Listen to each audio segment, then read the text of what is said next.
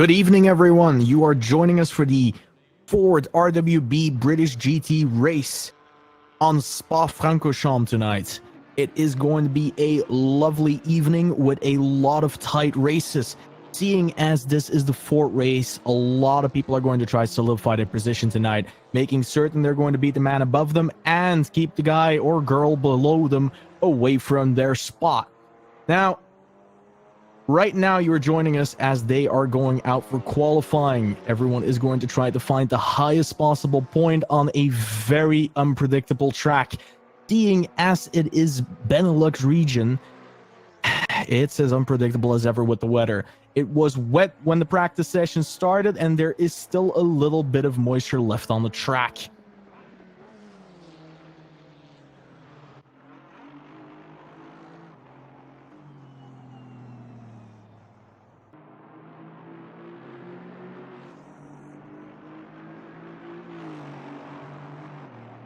Everybody trying to get their last moments in on the last bit of practice.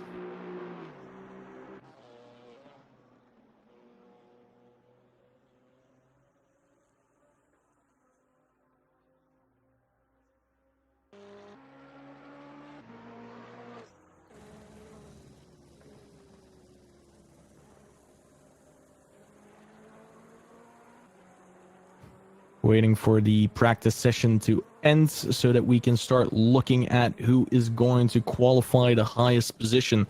Francorchamps is, however, a track with a lot of possibilities for overtakes and is definitely not going to be keep your head down and keep everyone behind you. Everybody is going to have to fight to keep those positions, and as Pax just has shown us with the number 18, the curbs are still incredibly slippery, and that will catch some drivers off guard if they're not careful. This is going to be an interesting race tonight.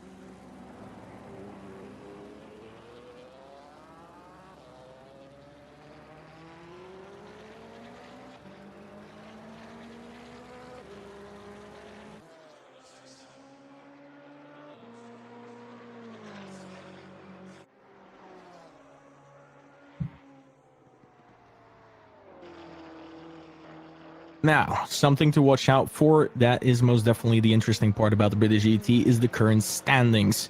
We have currently leading on first spot, Door, with 917 points, closely followed behind by Rick Binnersley with 888 points. Right behind him is RWB Rigel, who is definitely trying to stay behind very closely. Jeroen Reuling, Philip Varley, Samuel Kruger in 7th, Jack Camaletto on 8th, and Dean Lee Banks on 9th. Emil Chablom on 10th position. This is a very interesting combination, and a lot of these drivers I have seen drive before, and they are incredibly good at what they do. So there is still a lot possible, seeing as this is only the 4th race out of the 6 ones, to still have a little bit of an upset happen here and there. But it will all come down to who has the most reliable car and setup today, seeing as we can still see that dry line and the wet right next to it. If you look closely towards the left and right of Hax's car, you can see where the cars have driven and where the wet line exactly is. If they are going to battle, the car that is going to try to take the off racing line is going to definitely struggle to try and get through the corner without slipping. Now, if they are lucky, the track will start drying up a little more towards the end of the race, and that will help a lot. Maybe even during qualifying, we will notice a large difference. But if they're unlucky and it starts raining again, they're going to have to pit probably to get some wet. Seeing as it is Belgium, it is always going to be an incredibly wet race. And I don't know about you people, but I personally do not like to drive in the wet.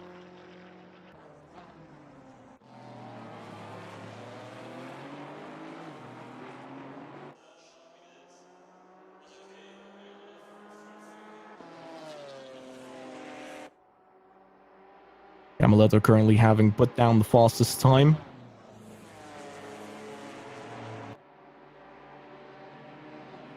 This time being a 2:37.67, with the closest person behind him currently being Dan Anderson with 2:39.2.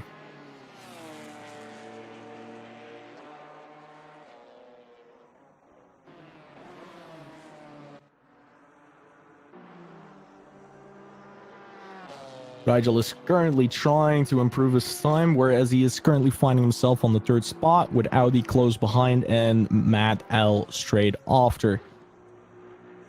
Let's see if we can find somebody to take you through the track.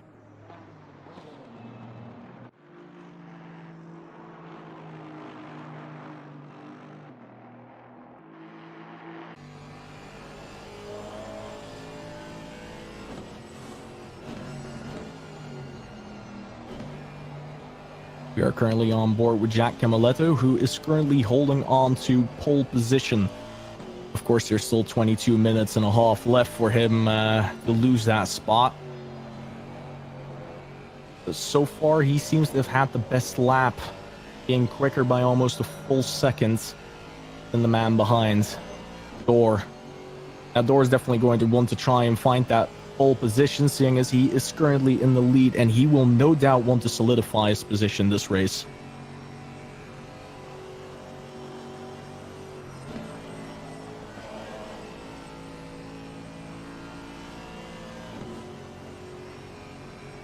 All right.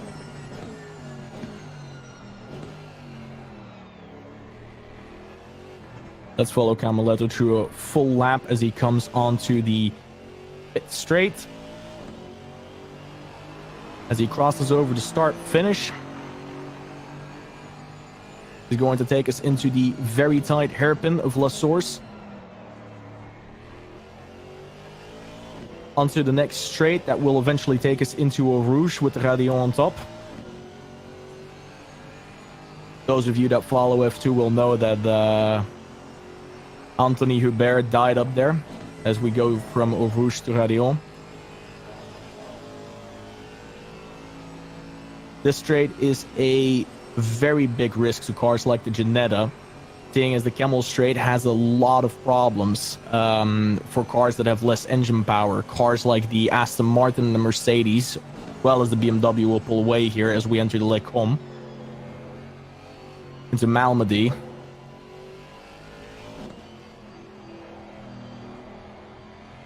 Francorchamps also has the lovely tendency of being a very quick track, but at the same time very technical as we enter Bruxelles.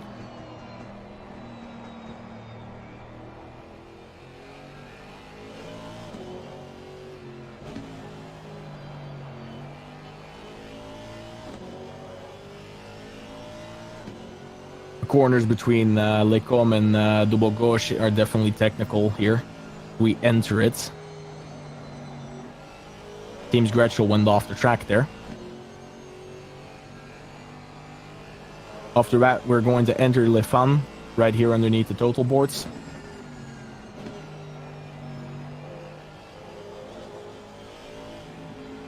Into Campus.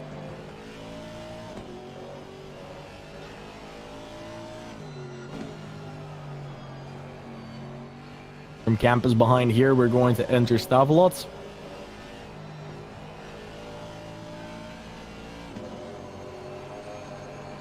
Onto the Cours Paul Frère.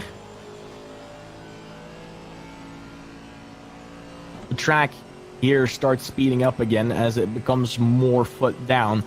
You can take this part of the track completely with your foot down, with a little bit of lifting here and there to coast through the corners. As we enter the final chicane.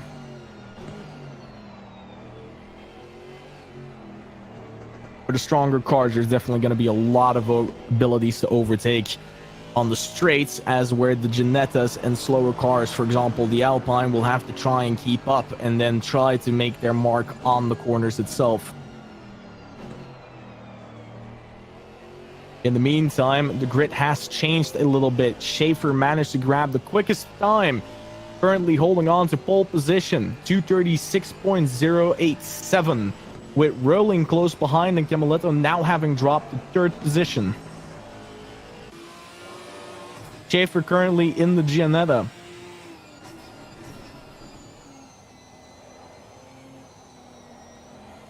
That is quite surprising to me. That surely proves that he is a very good driver, very capable of putting down very quick times with a machine like this. If you don't know, the Gianetta maxes out at 225 kilometers an hour and then is stuck there. On a straight like the Camel, that will definitely be a problem. But if he manages to carry through enough speed through the technical parts, then he could potentially not suffer all that much. That does require a great deal of concentration and focus to do it for a long period of time. I'm very interested to see whether or not he can hold on to pole position with that Gianetta. That would create a very... Oh, he has a little bit of a slip right there. Track's still seemingly not dried up entirely. Meanwhile, Shablom has managed to snatch third position as well from Camaletto, as the grid is trying to position itself.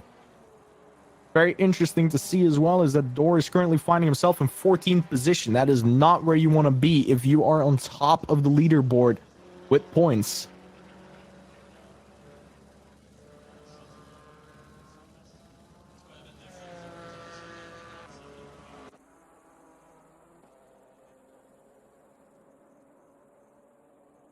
Here we see Dor desperately trying to get the last 2 seconds off, trying to find himself back towards the top,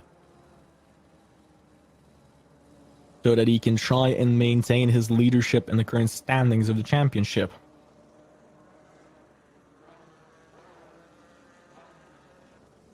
Of course, even qualifying lower doesn't necessarily mean that all is lost. He can have a great race, especially on a track as slippery as this one right now, seeing as the track conditions are very greasy. If he manages to be very consistent, he will be able to find himself a lot of spots, and that is ultimately what he's going to be wanting.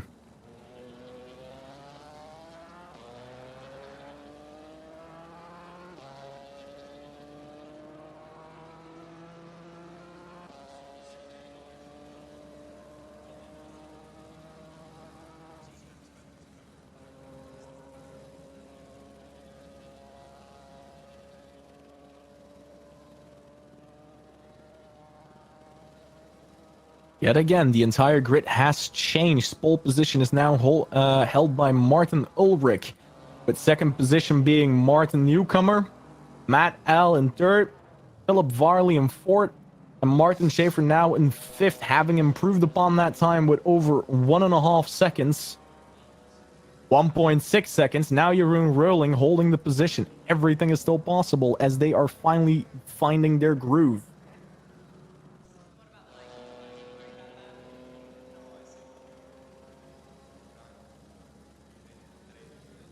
Rowling seeming to have given up there, possibly very content with his position. I would be if I were him as well. Nate still trying to find a better position right here.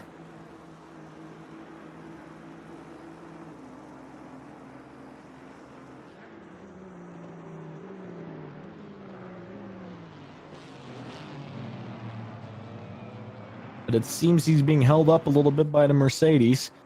Oh! Newcomer is now also deciding to pit. I wonder if he's out of fuel or whether or not he's content.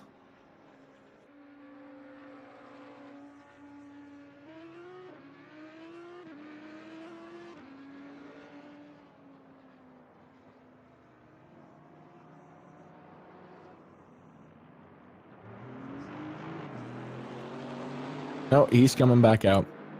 Rowling himself as well, possibly going to try to hold on to that pole position he has currently secured himself.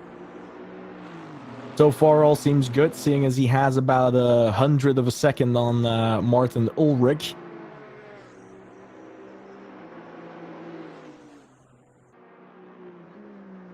Track still being greasy, and for the foreseeable future, we're also not going to see any rain, which would, of course, be very good for them. Now, I am noticing that there's a little bit of wind, and I am wondering whether or not that is going against the Camel Straits. That would potentially slow down some of the heavier cars a little bit with a bigger profile, seeing as they're not as aerodynamic.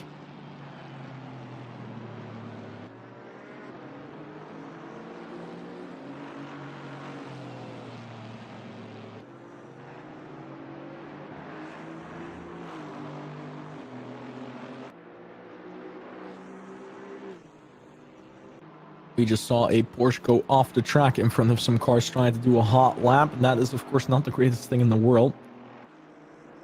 Luckily, though, they didn't hit anybody by the looks of it, and it also didn't look like anybody had to slow down for them.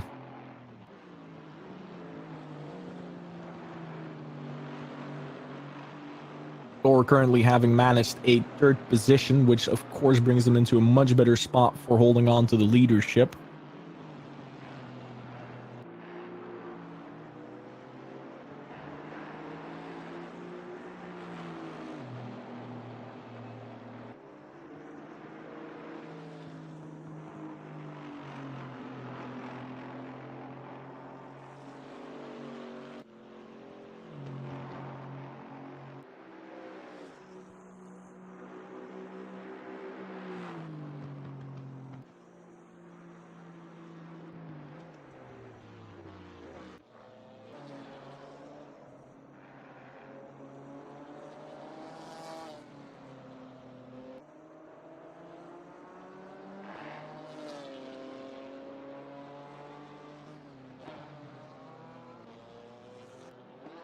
Milshablom just having improved his time towards a third position again, not wanting to give up and definitely still fighting for his position. Seeing as he is currently 10th inside of leadership, he is going to try and do everything he can to gain those critical last few points to try and find himself higher up on the list.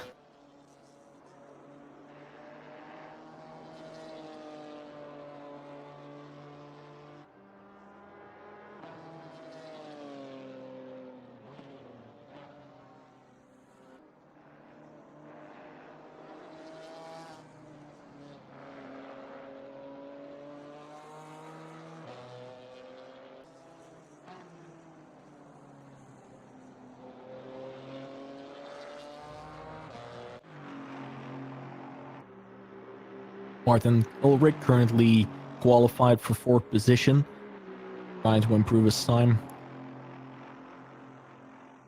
For him to improve, he would have to find roughly 80th of a second, which should definitely be doable in that Mercedes.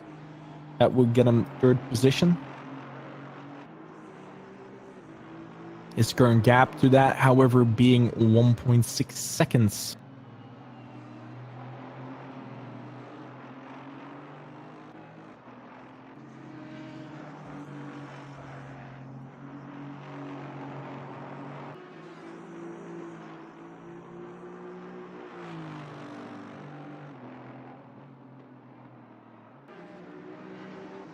Track condition does seem to be slowly improving a little bit. And with no rain on the horizon in the foreseeable future, that would mean that they are going to have an easier race.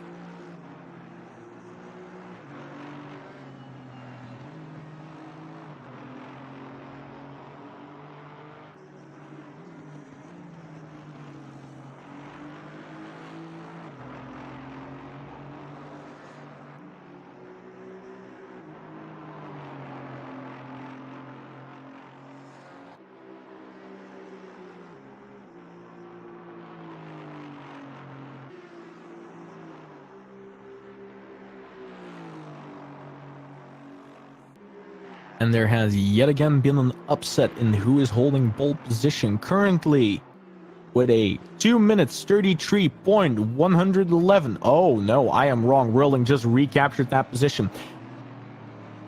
Emo Plate is currently 2nd position with 2:33.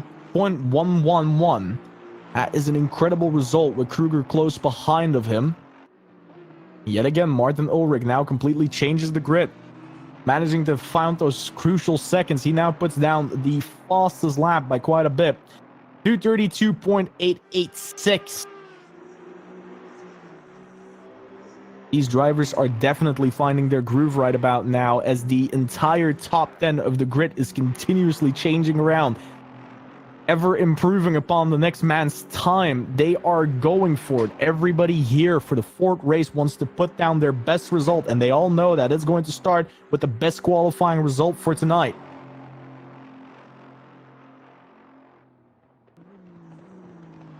None of them are going to give up of trying to get that pole position.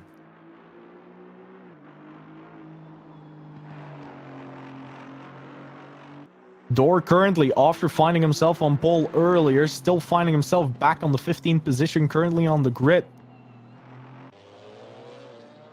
He is most definitely the man to watch out for. He is going to try to do everything he can to try and win this championship.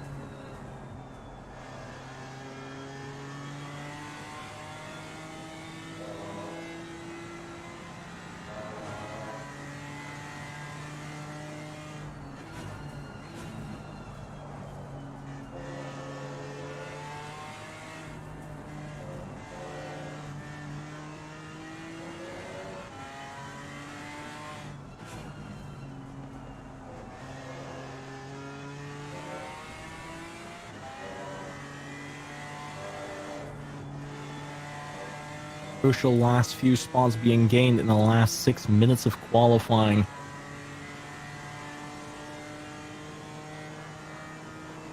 With the quickest time being a 2:31, that means that most drivers will at most have 3 shots left. Martin Ulrich, currently in the pit, is fancying himself safe with a 2:31.836.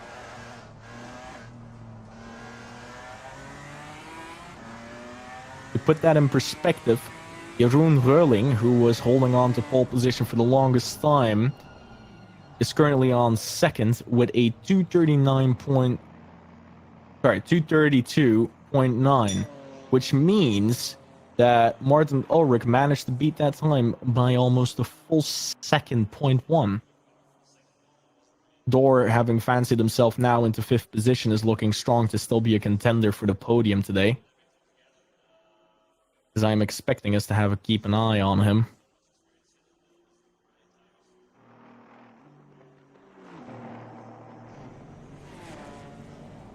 Let's look for Binnersley, who is currently on 2nd position inside of the championship.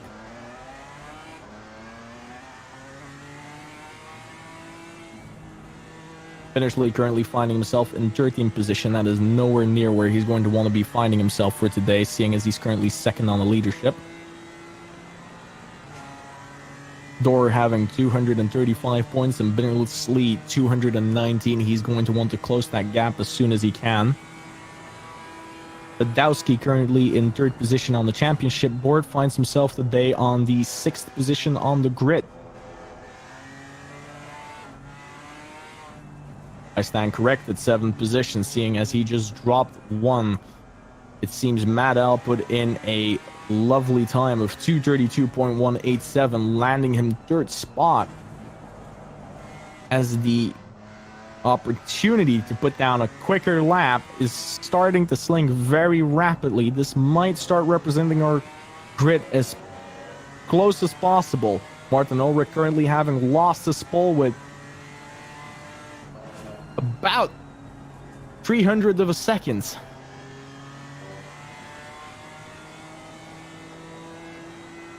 This qualifying session is most definitely becoming interesting towards the end of it. Of course, the big question of today being who gets to have that lovely pole position.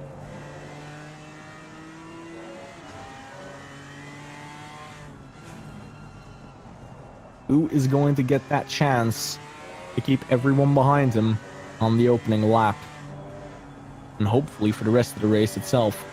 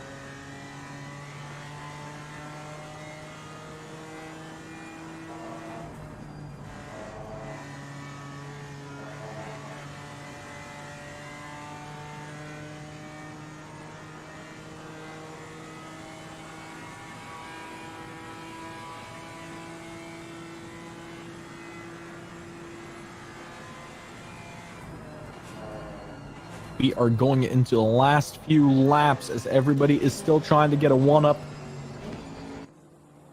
Currently, Martin Ulrich trying to fight for that pole position. Trying to snatch it away from plates.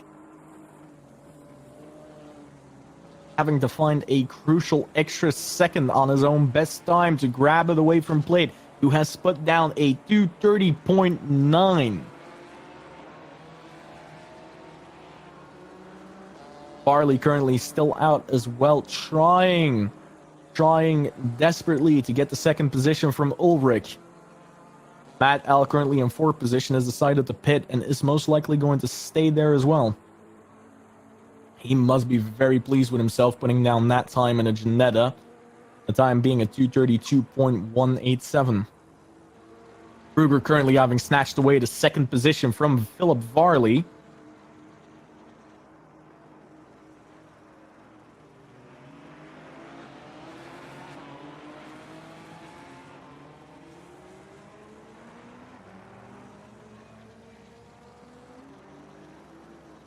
As we have 25 seconds left on this qualifying with a little bit of a runoff time. I'm curious to see what is still going to change in the final few seconds.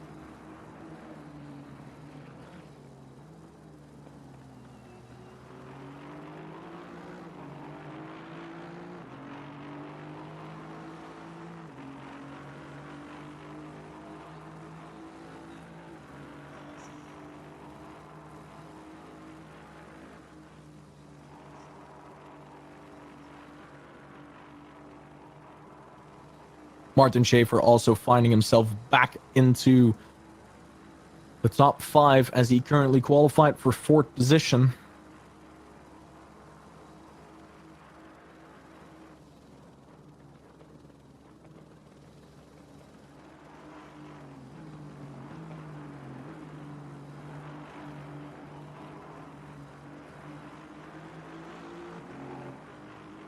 But less than 2 minutes left only the cars that are about halfway through the track right now are going to make it for one last qualifying run. You're currently watching Martin Ulrich, who is having 0.02 of a second on his best time, trying to get higher.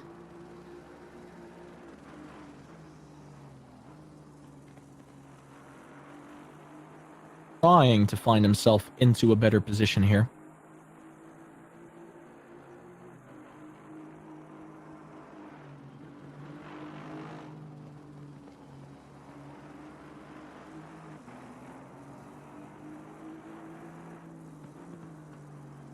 He has a very real chance here if he can still find himself about 0.03 of a second to snatch away 4th position and improve his starting grip position. Taking away 4th position from Schaefer could prove very useful on the starting straight. And it looks like he's about to do it with still quite a bit of the track left. He is flying about 700ths in his current lap time if he can hold on to them to get that 4th position.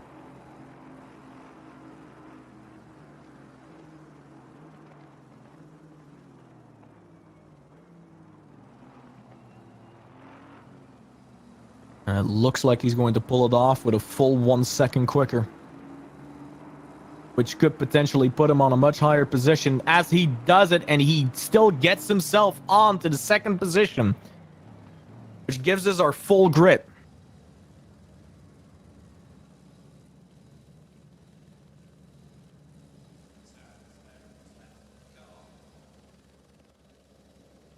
As we have a quick moment to switch over to the grid lineup itself.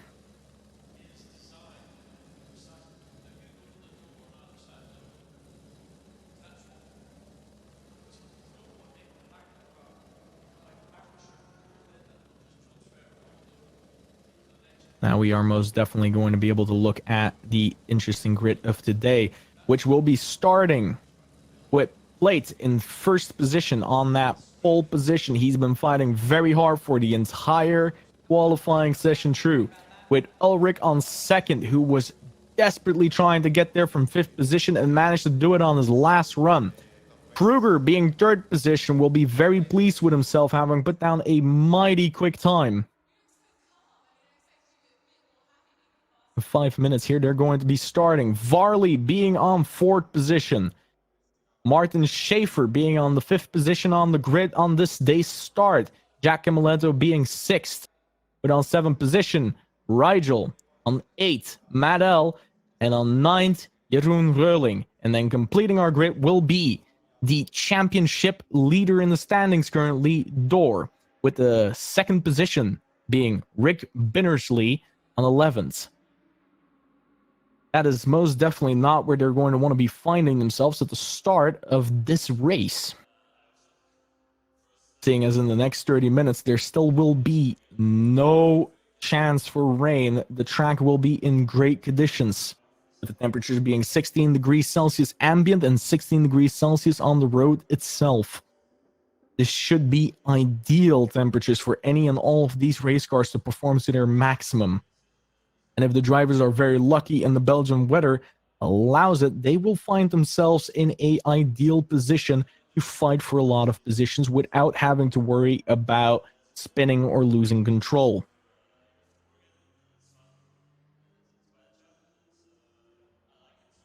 However, this being Spa and being a very quick and technical track on certain parts interchangeably, it can always give the upset if a single driver makes a mistake for even a slight second.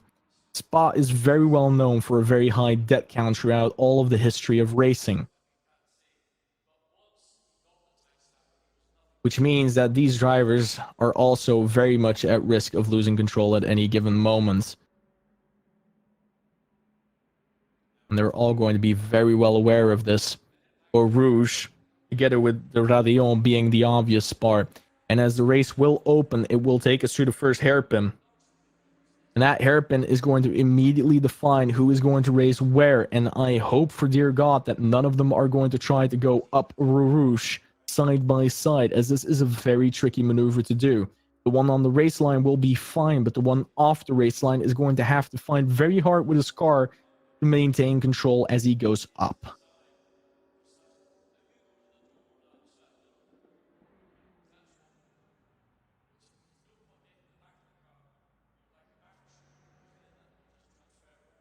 However, seeing as currently most of the top 10 standers inside of the championship itself are not in the top 10, this is going to be a very interesting race, as very many people are going to fight to keep those positions. Currently, our pole position holder finds himself on 15th position inside of the championship itself. He finds himself with the ability to gain a lot of points very rapidly, and that is most definitely what he's going to be wanting. While meanwhile, most of the leaders are going to have to fight to get inside of that top 10.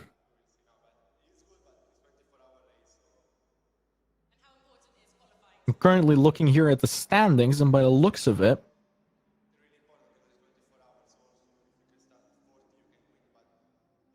Ulrich is 24th in the standings, which means that both first and second position are not even in the top 10 at all. Kruger himself being on 7th position. This is going to be a very, very interesting race, I can tell already, just by the way that everybody qualified. This is a very strong track for some people, and you can tell. And they're going to try to take back the championship they so desperately want to win tonight.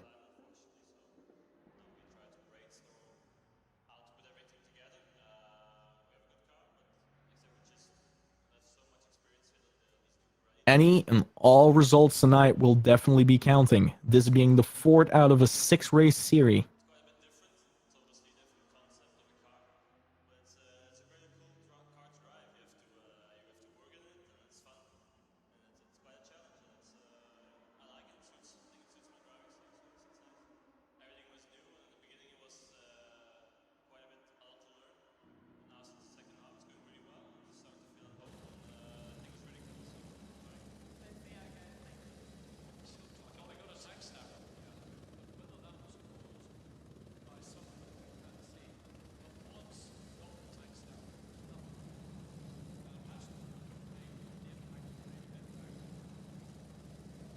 As said earlier, they're going to be off, and they are going to have to be very watchful. They're going to currently take us through the track as they are doing their warm-up.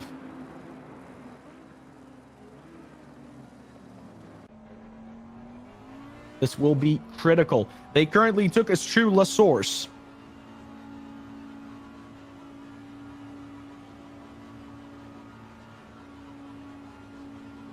From La Source, we're going to go towards Eau Rouge. This is going to be a very, very tricky position. And they're off. Side by side through Eau Rouge, up into Radio. A little bit of contact there, but nothing major. No issues so far, no crashes. They are currently trying to solidify their position. A little bit of changes here and there. Tree wide as they go into the technical part of this track. We're currently following Barnett very closely, who's having a little bit of door-to-door contact, trying to maintain his position, but it seems that he doesn't manage to hold on to it just yet. Although he is definitely fighting for it.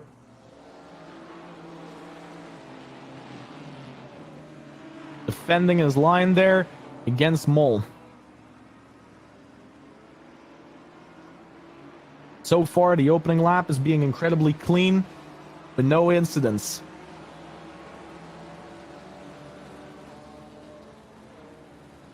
They are looking for those positions, though. They know that making up any and all slots right here will definitely put them in a stronger position throughout the entire race. All 1 hour and 20 minutes of them.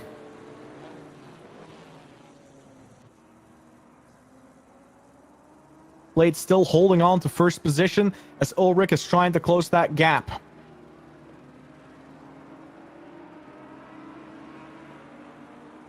It seems to be that Plate is being very calm, not having to fear anything here, just driving the race line.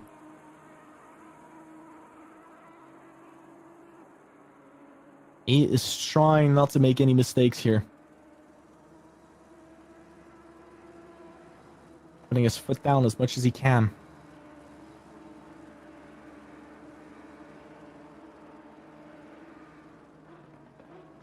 Ulrich trying to make a move here on the inside. Is he going to succeed? He isn't. Seeing as it's a chicane, he doesn't hold the inside line for the second part of it, and the only thing he's lost here is a few seconds on Ulrich. Plate holding on to the lead throughout the entire first lap so far.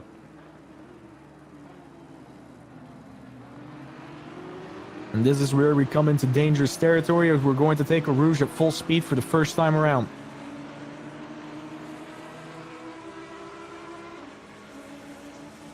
The grid having solidified itself.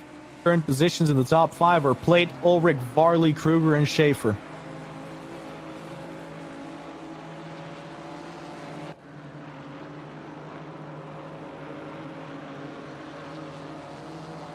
Seems there's a little bit of a gap forming. Let's see if we can find that in the middle of the pack.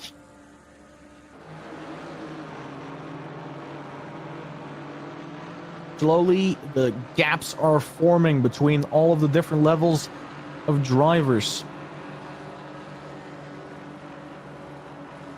While I was incapable of catching any mistakes or accidents happening, I'm thinking this is slowly starting to form logically as they are battling for those positions. Obviously, during battle, you are going to lose a few tenths, and this is going to cause those gaps to form, and that also makes it incredibly difficult to start trying to catch up to them. Mole here still fighting desperately to hold on to that position. As Eugenie is trying to look for that opening and closing the gap while having to be very mindful of Lenz behind them. And Lenz in turn having to be very careful with Anderson behind.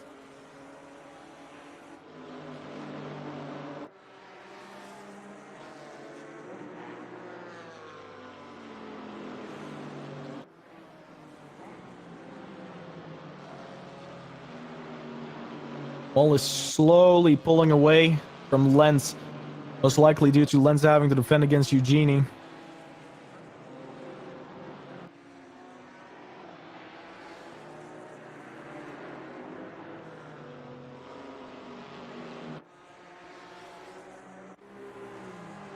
Thor currently trying to find himself into 8th position. Trying to catch that gap towards rolling. Trying to work his way up to the grid to make certain that his position in the championship stays the same.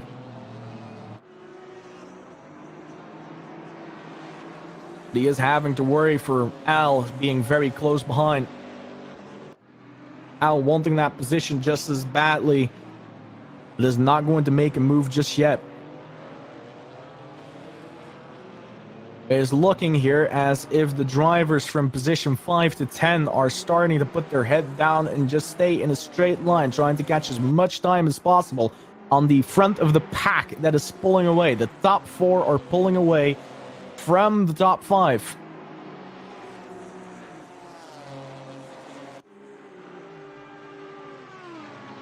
That gap is growing significantly.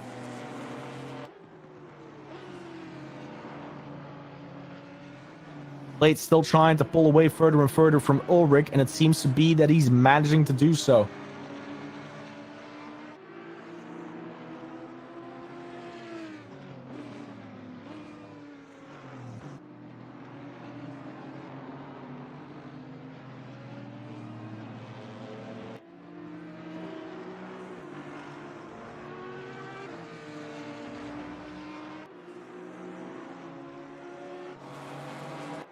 Schaefer currently trying to find his opening on rolling. She might be able to find with this car. Janetta will be able to keep its foot down through most of these corners pretty reliably and will have more grip than the big Mercedes. Rolling will have to try and hold on currently till he can get towards the straights, and Rolling makes a mistake, flies into the wall twice. Let's see that again.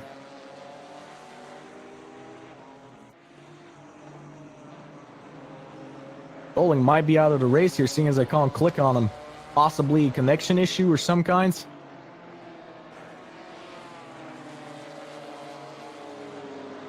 Rolling seemingly to have lost the grip there or having had a connection issue, touching the grass, flying straight into the barrier. That is going to be costly for him.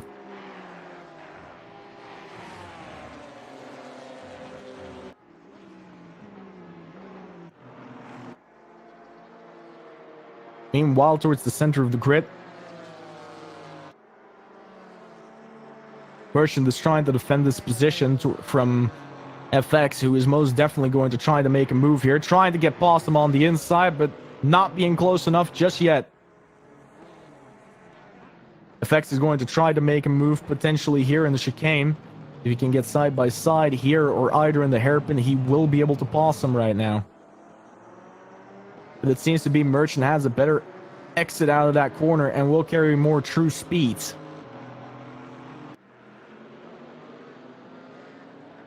FX breaking leg, trying to close that gap, but still not being close enough here. The Porsche being a very well-rounded car, but definitely not one of the fastest, might find itself with that BMW closer than it wants it to have on the Camel Straight.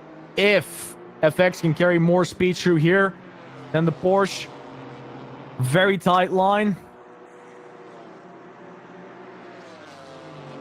FX finding himself side by side. That Porsche desperately trying to defend, holding that inside line so that when he finally comes up to Lecombe, and he will still be able to hold on to that position. Does FX find himself close enough to overtake him here? Yes, he does, as Merchant slightly loses the rear. They're going to go true here. Merchant has no choice but to let FX pass, as he now has to defend against Sky, who has smelled blood and is trying to get past Merchant right here as well. Merchant trying to hold on to it, and Sky looking for that opening now. But Merchant still has FX in his sights. He's going to try to get through here. He's going to try to close that gap through the technical part, looking for any mistake that FX might make.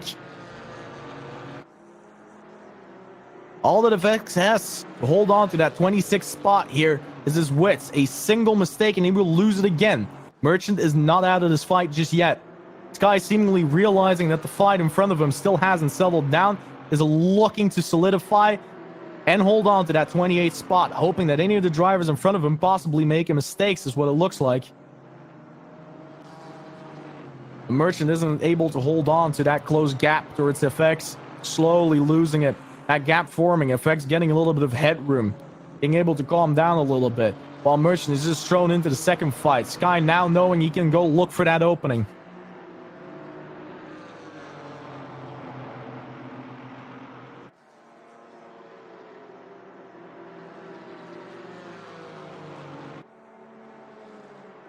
Meanwhile, towards the front of the pack, Door is still looking for that opening on Schaefer. If he manages to outbrake that Ginetta, he might be able to get a run on it on the Camel Straight. He will have to stay close to that Ginetta on Eau Rouge. But by the looks of it, he's going to manage to. Door being right in the ass of Schaefer here, trying to get by. Trying to look for the opening on Eau Rouge itself. And he does. He gets by, but oh, he nearly misses the barrier there.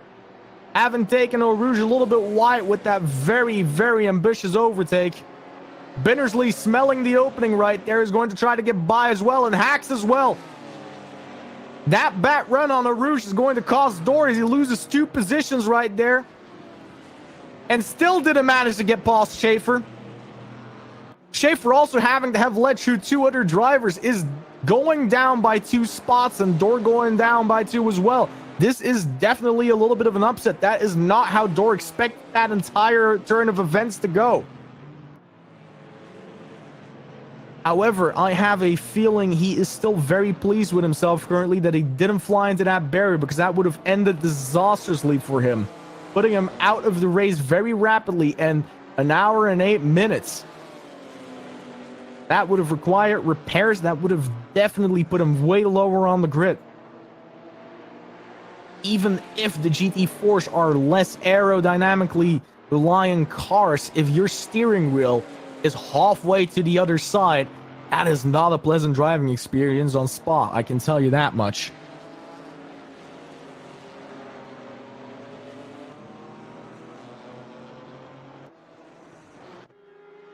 Currently Plate, though, solidifying his position at the front, not allowing anyone to catch up close.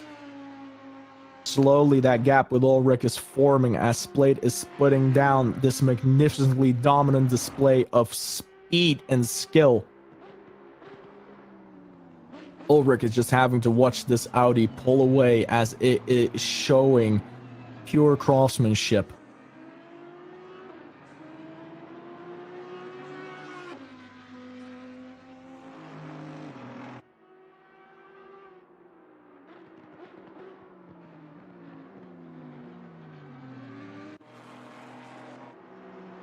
Meanwhile, Charger is trying to defend from flak. That Ginetta is trying to get past here in the more technical part of it, knowing that it has more grip than an Aston Martin, knowing that Aston Martin's greatest strength is the straights. Charger is going to be feeling the stress here as he's going to enter the chicane. Flak not being close enough to get side by side is not going to be able to do anything here. He is just going to have to wait for the next time that he can make a run at Charger. The Ginetta, though, has magnificent braking capabilities and might be able to get by him here on the hairpin, but does not manage to do so. Critch seemingly going for a very early pit stop, now coming out of it.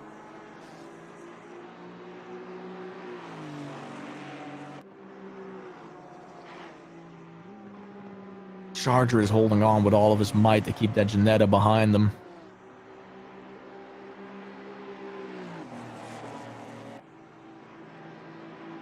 That Ginetta is going to slowly be maxing out on its top speed.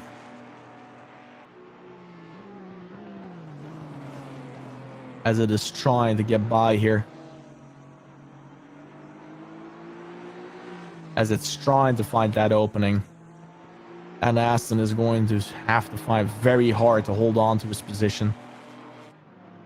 Will he be able to hold flank behind throughout this lap? That is the question that needs to be answered here.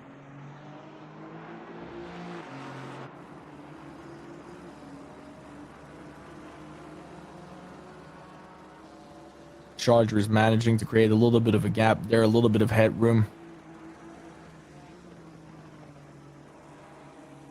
The headroom he requires to keep flank behind them. Now, I have heard magnificent stories of how hard it is to pass Charger here. However, I have personally never seen him in action for it. So flak might be up to a monumentally difficult task.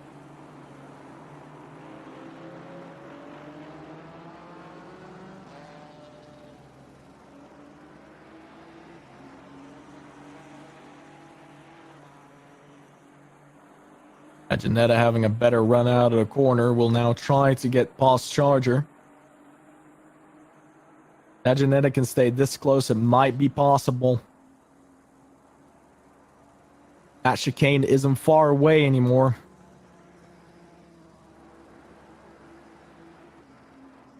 But the GT4's being very different cars, have very, very different braking zones here. Although the Ginetta is going to try and make up that gap. But not enough to get side by side for the second corner through the chicane, so he's not going to be able to get another run at this. And it seems to be Charger has enough of a gap to hold on to this, so all he has to do is keep his head down, stay on that racing line, and he will succeed in this battle.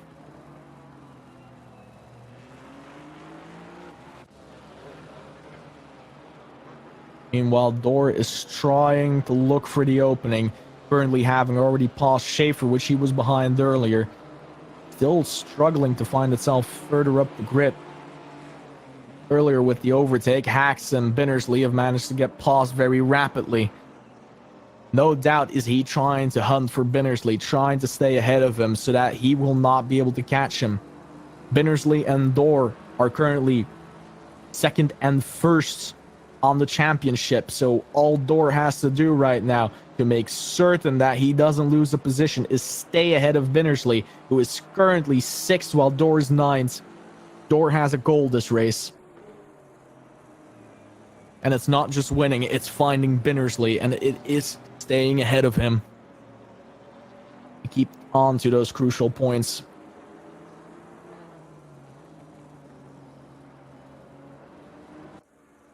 Plate is still pulling away at the front of the grid. And the gap seemingly becomes bigger and bigger towards Ulrich.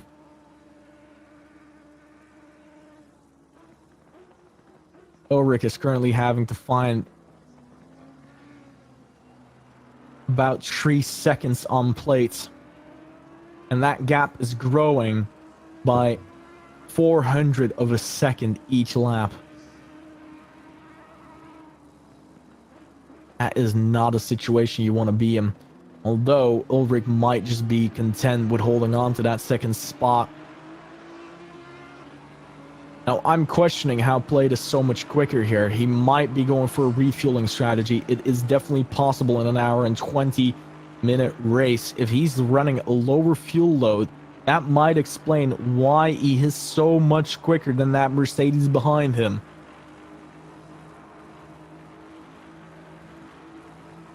Door currently having found off-screen his spot into...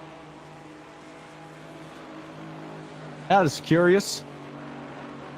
My software here is glitching a little bit. It is telling me there's 2 people in 8th spot. Having caused me a little bit of confusion. He is currently just still hunting for that. For Camiletto, he's still trying to find that position.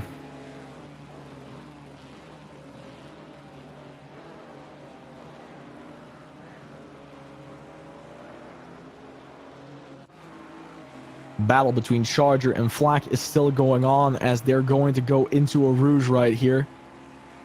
But that Janetta maxing out at the stop speed is yet again not going to be able to pass Charger here. Charger taking a Rouge perfectly. And then exiting Radio the way it's supposed to be to get the maximum amount of speed here so that he can increase that gap on the Janetta on the Camel Straight.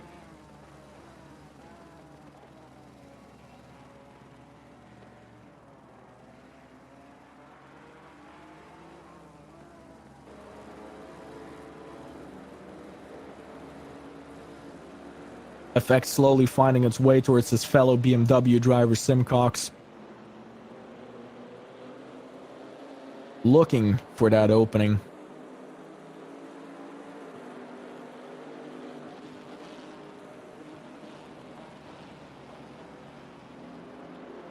And it seems he might be able to find it.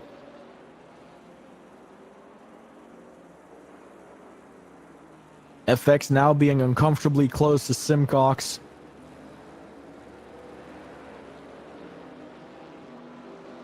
But anything can happen in this part of the track still.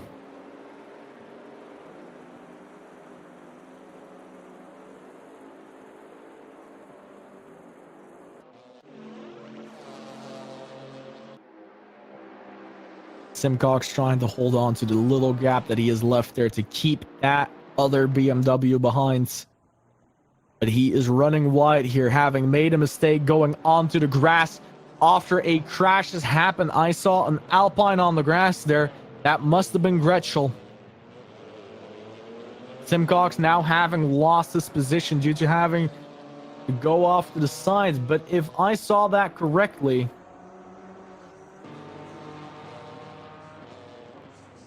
No, that was wrong.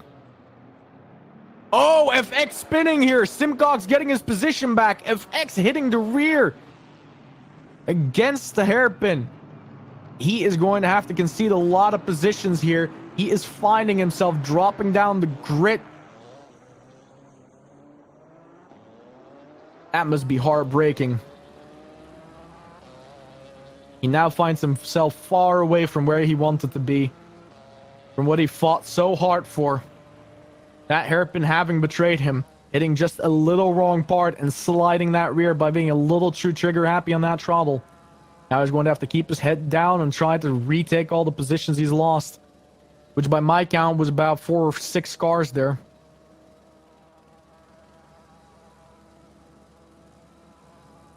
Currently finding himself in 24th position from 19th. Sorry, 18th there. That must sting.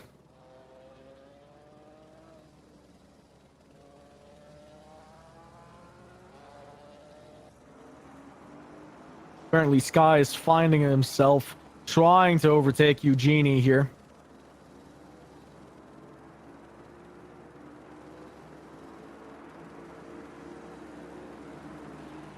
This battle is most definitely brewing.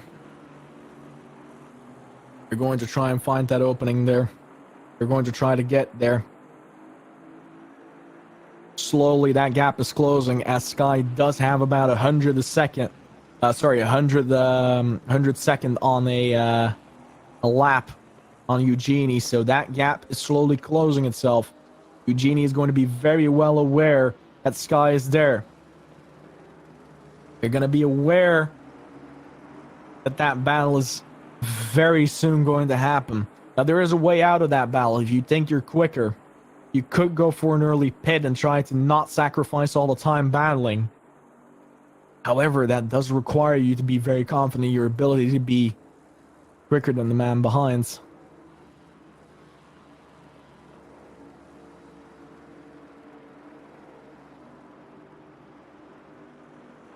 See if we can find any more battles throughout the entire grid.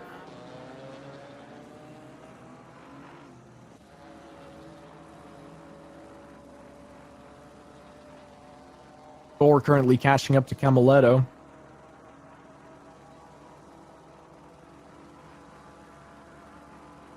It's all going to be in who breaks the latest here, whether or not that gap is going to be even closer. Door going for a different braking zone than Camaletto is closing the gap. Camaletto might have braked a little late there into that corner. The gap now only being 0.3 of a second.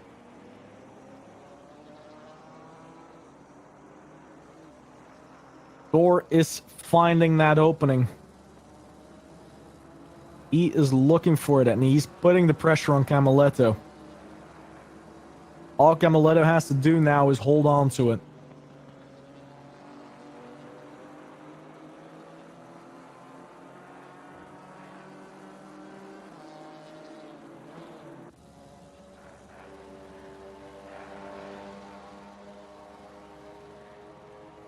Shepard currently overtaking Gretschel.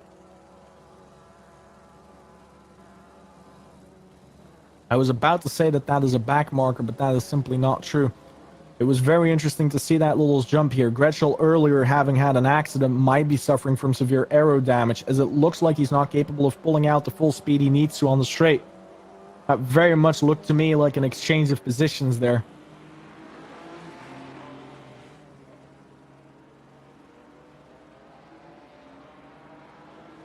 Chargers still not letting by Flack. It seems the stories about this man are true. Flack still desperately looking for that position, though. Desperately looking for that opening.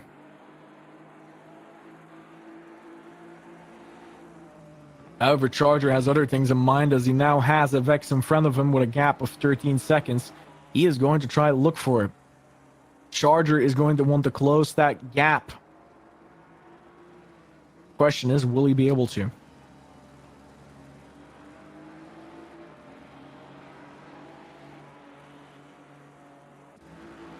Blade currently still holding on to that position. Still being at least every lap 200 of a second quicker than Ulrich. However, it seems that Kruger has gotten company. Rigel is trying to look for the opening there, but only 0.6 of a second. Rigel one step forward spot here. And Kruger must be well aware right now that it is possible to lose it. Not going to want it. Kruger now desperately trying to hold on here. trying to find that gap. Trying to increase it.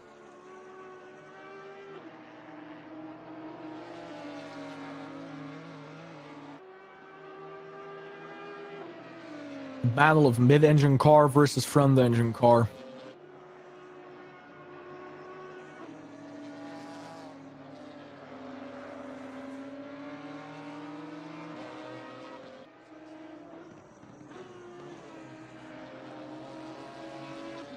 As we enter Stavelot, this is where it's going to get interesting, where we're going to have both the chicane and the hairpin as an overtaking possibility. And if the run-in into Rouge isn't good and the exit on Radion either, Rigel might be able to find himself alongside Kruger here on the Camel Straight.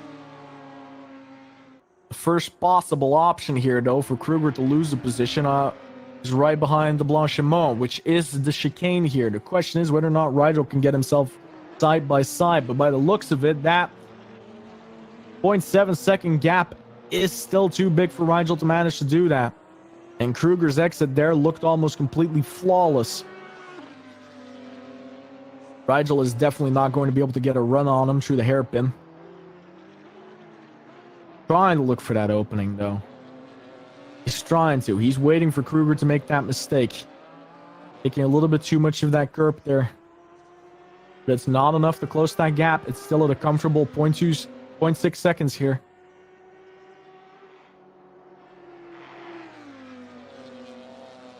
My eyes might have deceived me, but that looked like Rigel had a better run there. That gap is still way too far out. 0.6 seconds still, though. Rigel is not managing to close that gap. 0.8. Kruger is trying to increase it with all of his might. Rigel isn't having it. He's keeping it within 0.2 seconds of a variable. He is going to try to keep that gap as close as possible. He wants that fourth position.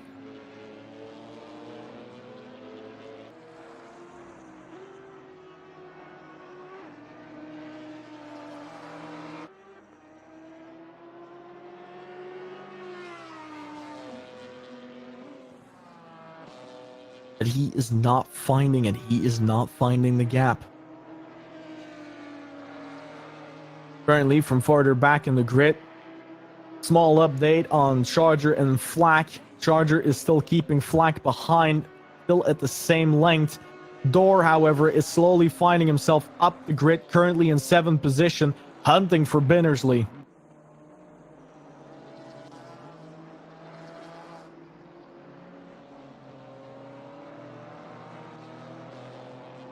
Binnersley knows Door is coming. He knows that that battle is going to happen, and he has nothing to do against it. All he can do is keep his head down and try to catch the next guy over, hoping to keep people in between.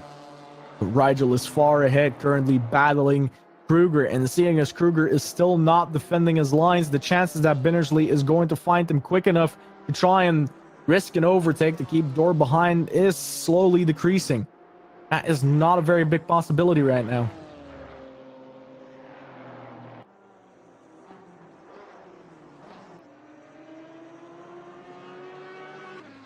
Kruger still currently holding off Rigel.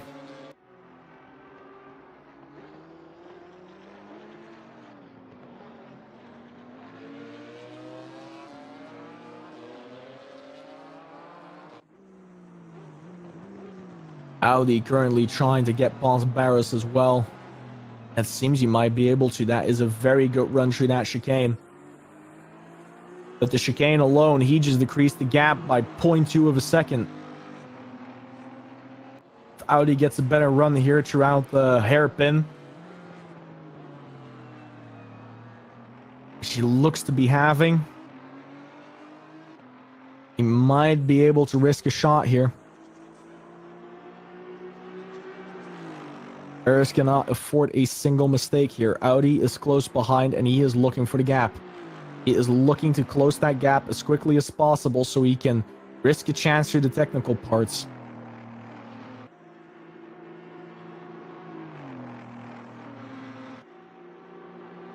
Barrow's having near flawlessly taking a Rouge. Does seem to be able to keep him at a distance.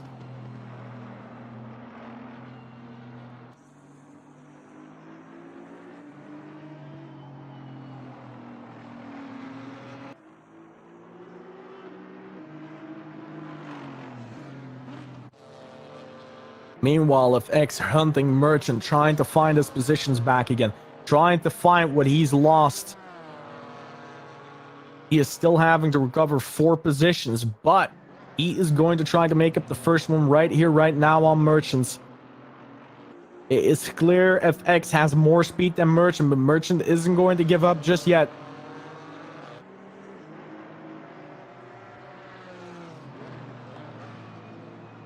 That gap now having decreased to 0.3 of a second.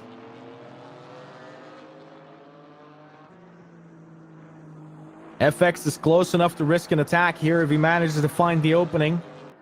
All it takes right now is for Merchant to make one little mistake and FX will be right beside him.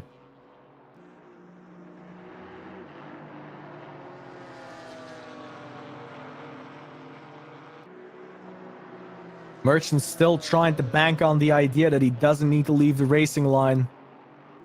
He is going to try and do everything in his power to hold on to that position, trying to carry as much speed through the corners, not risking his exits.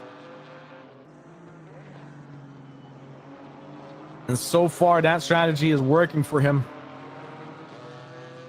FX still not finding that opening, not finding that inside line that he can take.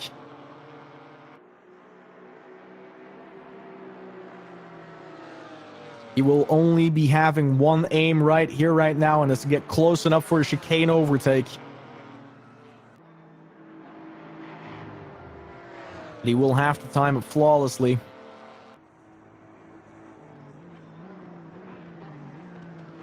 FX not trying to risk opening that gap any further, is not going to try and attack right here.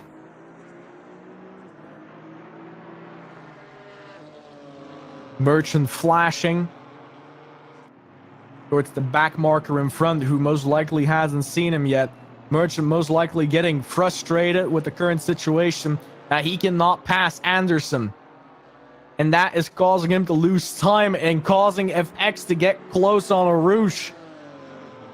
Merchant wants past Anderson, but he does not want to give up that position to FX, realizing that trying to get past Anderson might actually be able to give FX the opening that he does need.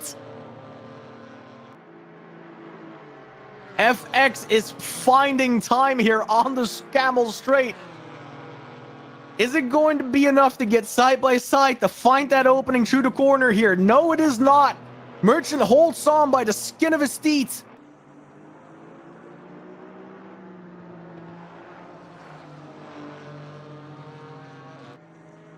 Merchant trying to get past Anderson now. Anderson letting him finally by. And it seemingly did not cost Merchant too much time. He is going to be able to hold on to that position for just a little while longer, but FX is going to look for that opening. He wants to go back to the position he had. He wants to have that 19 spot again, and he is going to find that gap. He is a shark that has smelled blood. He wants it back. He wants back what he is hunted for. He's going to try and look for that opening. But something tells me it's going to take a little while longer because Merchant isn't going to let him have it for free.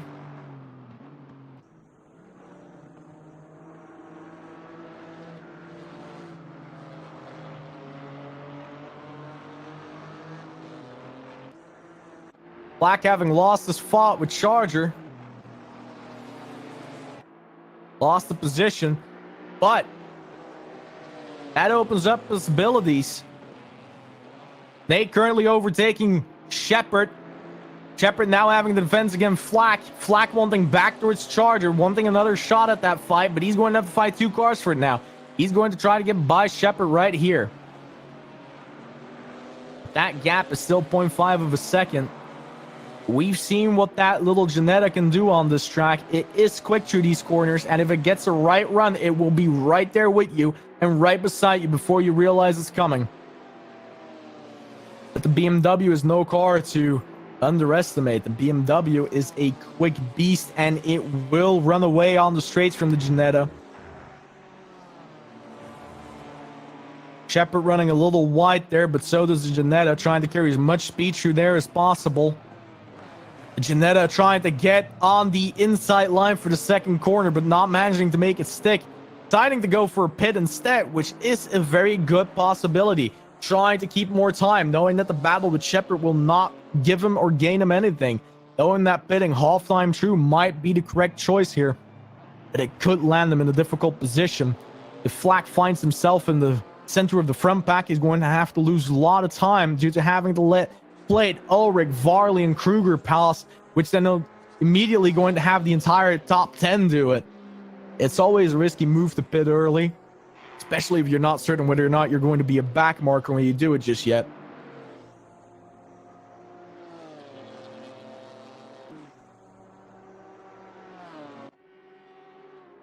Ulrich is finally closing the gap, though. Slowly getting closer to Plate. Starting to fight for that position. Ulrich is starting to push harder and harder, putting the pressure on Plate to hold on to that position.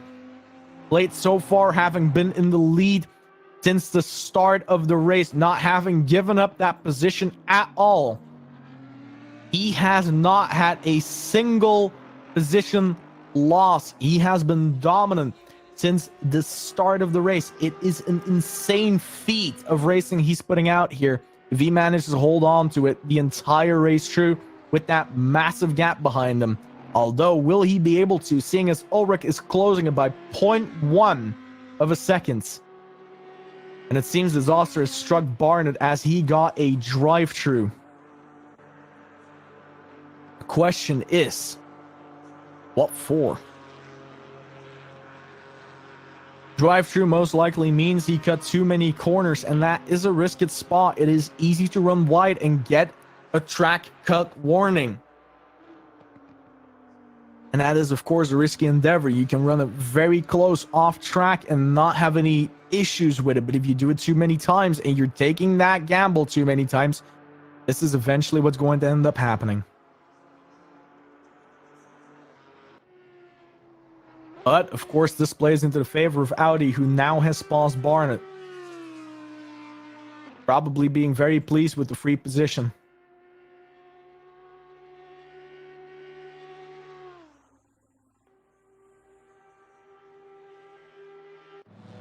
Meanwhile, Charger is now having to defend against an entirely new opponent. Shepard is looking for that opening. He is wanting that gap to go away and being able to take a run. They're going in towards the hairpin, but that gap is nowhere near close enough for Shepard to even try or attempt to run. Meanwhile, by the looks of it, we're getting FX, who is inside of the pit. People are finally starting to go into the pit and looking for that opening. They're looking for the possibility that maybe pitting right now is the best strategy, even if there's 35 minutes left. There are going to be people that are going to try to go the entire race without pitting till the last possible moments. And if you're having a battle, it could always be the right moment to hit anyway. Those battles can cost you a lot of time. Shepard is slowly closing that gap. He is finding the time he needs and being in a much more similar car to that Aston. He is going to get a shot at it. The Janetta was kept behind because it couldn't keep up on the straights, but Shepard does not have that same handicap. That BMW will pull away just as quick as Charger will in that Aston Martin. Shepard is looking for that opening, now keeping that gap much closer than Flak was earlier. Charger is still trying to find the gap there, keeping his lines very close, and you can notice in Shepard's driving that he's looking for that gap. He's being more aggressive, pushing the time down to 0.3 of a second. He is going to get an ability here to risk an overtake by braking late into that chicane. Mark my words. The question is just whether or not he's going to risk it. Taking those corners much, much tighter is costing him, though.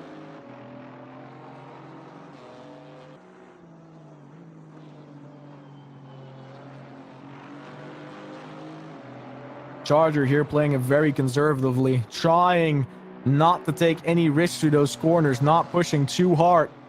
Shepard doing the exact opposite, showing reliability and consistency out of the window to find every single last tenth of a second to close that gap with Charger. He wants that shot, both at the chicane and at the hairpin, because he knows if he can get close enough there, then it might be the Camel Straight that will give him. Braking late, Shepard here. You can tell that gap just went close to nothing. But it wasn't enough. It compromised his entry into the chicane, and it is going to give Charger another lap or two of freedom inside of that 21st position. Inside of the position he's been holding on to for so long now. Flack didn't get by. Nobody got past Charger here. Holding that entire line. It seems Charger just made a mistake. Seems he went a little bit too much over the curb, but so does Shepard. It's not going to allow him. Although, Shepard carrying more speed through there. That gap is now closing on the Camel Straight. But it's not going to be enough. Simcox currently defending his crew, though. Trying to hold on. Trying to not let crew by. Not have him let him have that inside line. Cox has to fight with every single bit of his possibility to hold that inside line away from crew.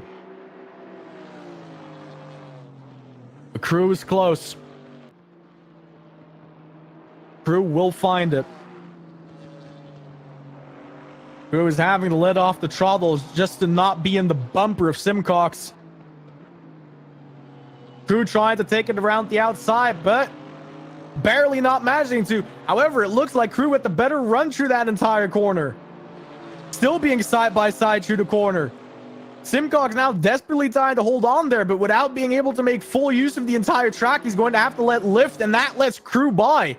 However, if Simcox manages to hold on by keeping the entire track now, he might still be able to defend the line. Yet again, side by sides. As we come up to the chicane, the person with the outside line is most advantageous here, and Simcox is going to... He's going to give Crew the position. He's going to let him by. Choosing not to take any risks into that chicane, not risking it to break it late and going across that corner, knowing that Lentz is close behind and he would not be able to defend if he made a mistake. That was some very impressive driving from both drivers, both from Crew trying to take that outside line and managing to make it stick, but also Simcox managing to take the inside line through most of those very technical high-speed corners without crashing into Crew. Still, that must sting.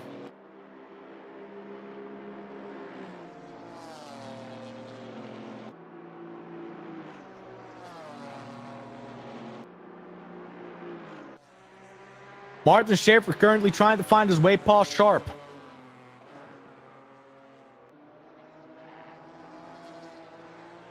Sharp holding on with all of his might against that little Ginetta. That Ginetta. He knows it. He knows he has more grip. He knows he is quicker on that acceleration. If that little car can keep most of its momentum throughout every single corner, Sharp is going to have a hard time losing him here. Sharp has to brake way more than that little Ginetta to take the same corners.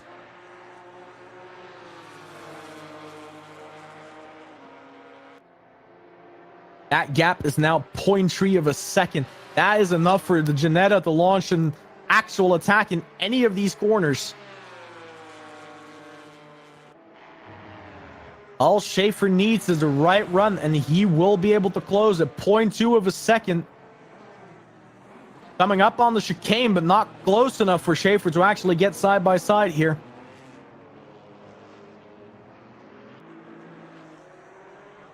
However, Sharp managing to get a good exit on that chicane is giving him the breathing space he was hoping for. And Schaefer closed that gap here by braking late.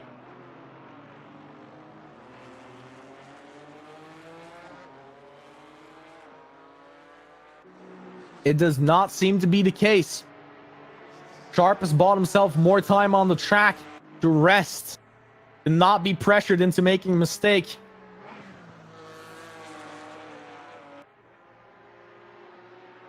Meanwhile, Door has pitted.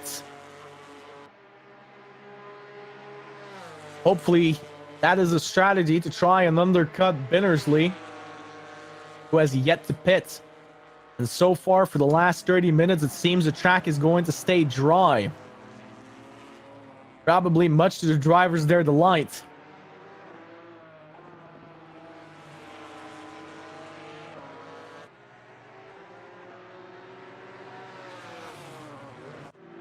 Sky currently having the defense against Barnett, though.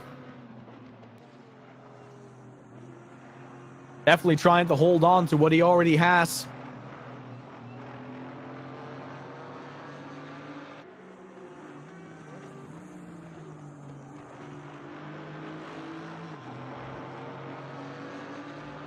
But that, though, is a Porsche. While the Mercedes is a lot quicker on the straights, the Porsche is much more a jack-of-all-trades, master of none, which will give him better runs in the corners, which is allowing him to stay incredibly close right here.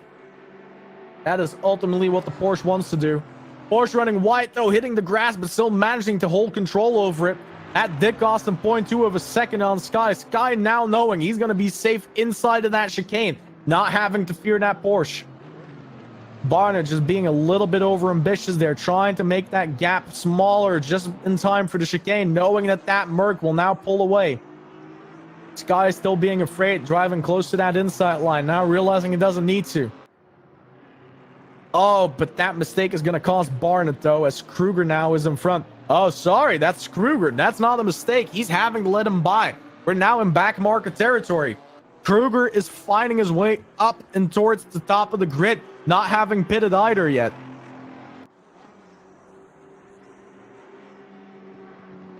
Kruger, Varley, Ulrich, and Plate are now having to fight amongst back markers, which is probably the reason for a slowdown at the front of the grid, as their times are slowly starting to drop more and more every single time they catch one of them. And Plate now being in the very disadvantageous spot of having Ulrich so close and having to find his way past those back markers. That gap is going to start closing over the laps. That is closer than Plate is going to want it to be. But every back marker, he grows closer. He's feeling Ulrich breathe in his neck, and he is not liking it one bit. Not one bit at all.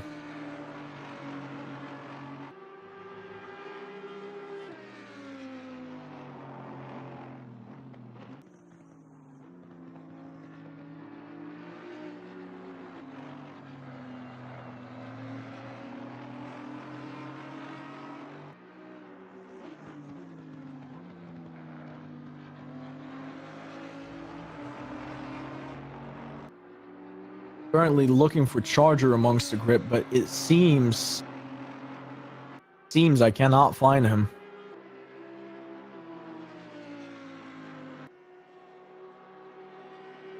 Oh no, I did.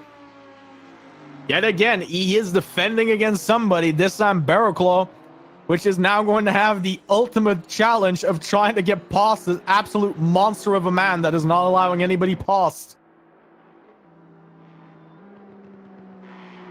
Barrowclaw getting an amazing run into a Rouge, though, closing that gap to 0.2 of a second. Is this the first time I'm going to see Charger being overtaken this entire race through? Trying to get side by side. Is he going to manage to make it stick, though? Having that inside line is a big opportunity to overtake him here, and yes, he is. Congratulations, Barrowclaw.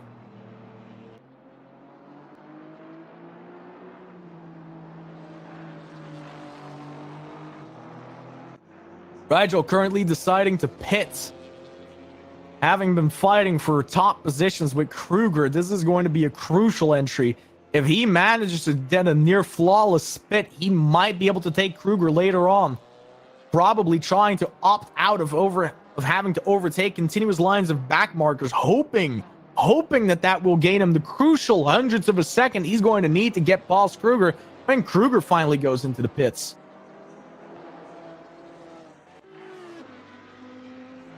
Meanwhile, Plate still holding off Ulrich with all of his might, as good as he can. 1.4 seconds of a gap. We can see it drop with every single lap, and he is going to catch up. He's going to catch up to some back markers very soon. The question here being, though, is Plate losing time because he might have some wear on those tires? Did the tires grain? Did he make a mistake somewhere? And hopefully that he doesn't actually have a blister, because that will cost him. What is the reason for Plate to slowly start dropping? Because currently Ulrich is 0.100 of a second faster than him, which means he will catch him in about 10 laps time. And sadly for Plate, who's been holding on to this for a very long time, there's only about 12 to 13 laps left with the current time on the clock. Including the fact that, of course, he still has to pit.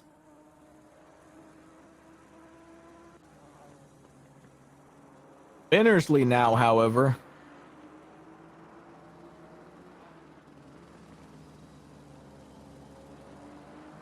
that is a weird little glitch on the time, because he's not having to hold off an actual Martin Schaefer here.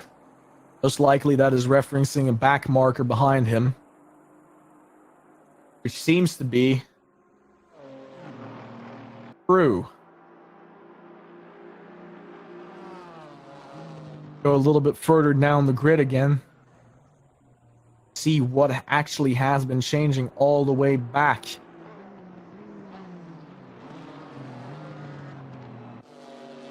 Dor currently finding himself all the way at 36.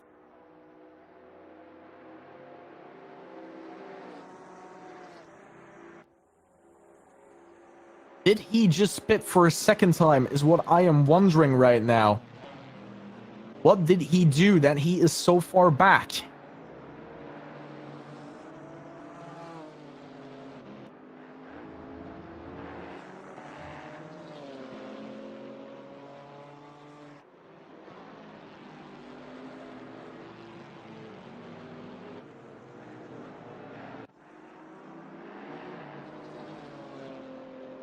Vigil currently finding himself in clean air, being happy he pitted.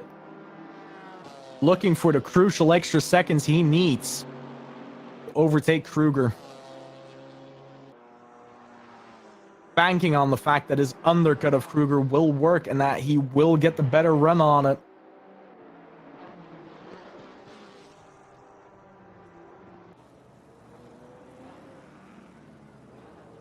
Slowly finding himself amongst the back markers now, though, as he still has to fight that struggle. Camaletto being behind him, though. Camaletto being an incredibly good driver. I remember the first race that I watched from the British GT series, the opening race, in fact. Camaletto having a very, very strong run for a very long time, only for Dor to be able to manage to snatch it away from him.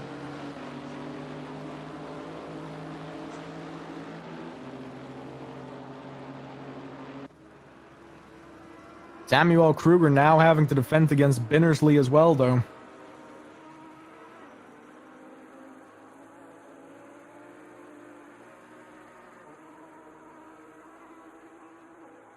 Slowly but steadily, the entire front of the grid is coming together again, as we are nearing the conclusion of this 1 hour and 20 minutes race.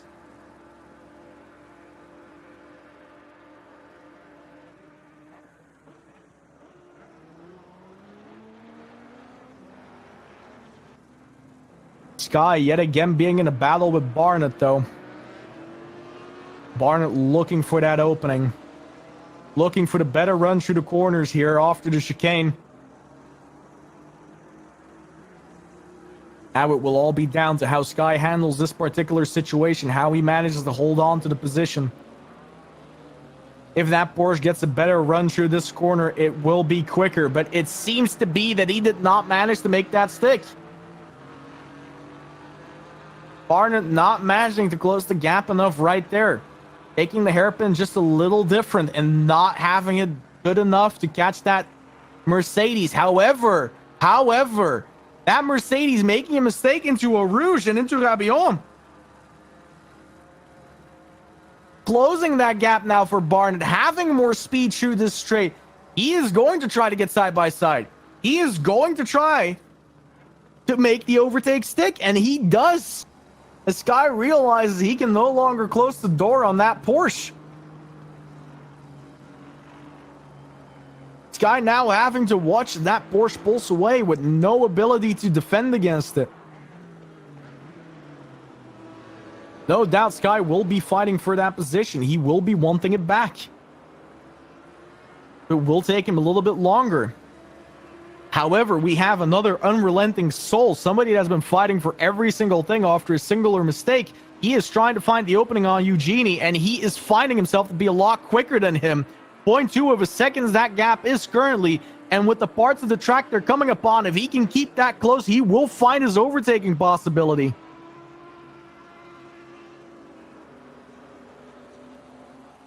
0.1 of a second that gap currently, and he's having to let off the throttle to not push Eugenie. FX clearly having more speed through this section than Eugenie. That BMW unrelenting speed against American muscle power is winning. And that is a major feat because the Chevrolet in this game is incredibly good at tire management.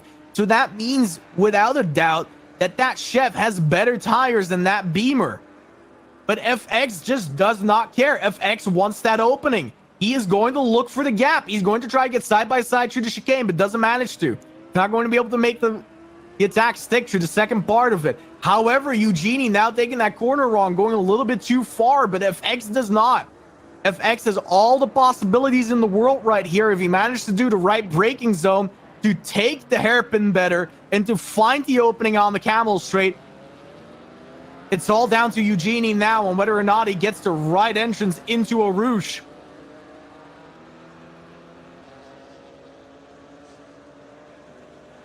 FX being so uncomfortably close right now to the rear of that Chevrolet. That Camaro is not liking the situation.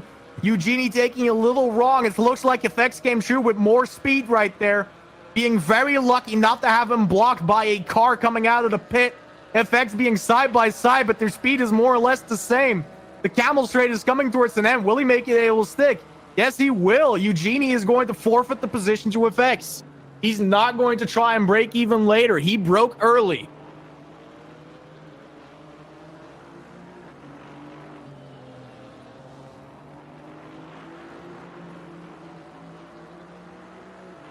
Simcox not finding the opening on Barnett, though.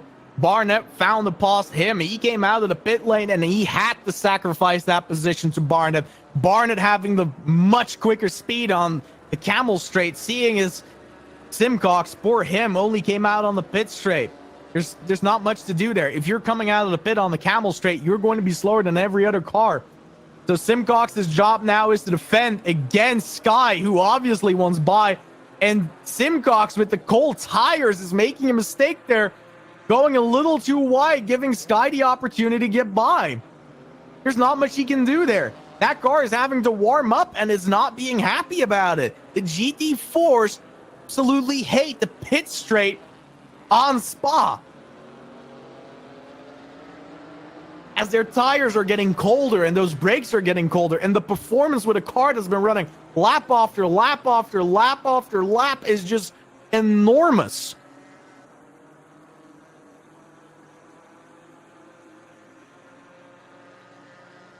And none of these guys are going to notice any problems with their tires, as the temperature has been pretty much unchanged, 15 degrees Celsius on both sides. Meaning it's only dropped by 1 degree Celsius. The track is in basically an optimum position. The fact there's not going to be any rain is going to cause us to not have any upsets. But that car of Simcox is now getting warm. Those tires are getting there.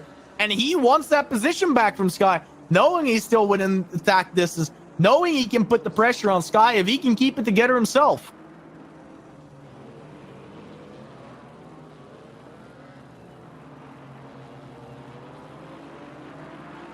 Blade still haven't pitted. And he's trying to hold on to that gap. But in the meantime, I spot I spot that somebody decided to pit with their car. Ulrich is trying that undercut right there. Schaefer having a drive-through. That's going to cost him, currently being in 5th position.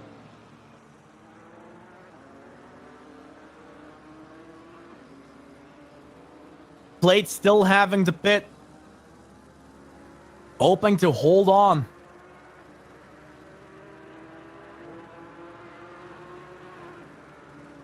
Hoping to hold on with no issues at all. But he's going to have to pit, and if that gap is not big enough, he is going to have to fight for his life on the last part of it, having to go off the racing track just to overtake a back marker. He's not going to be too happy about that.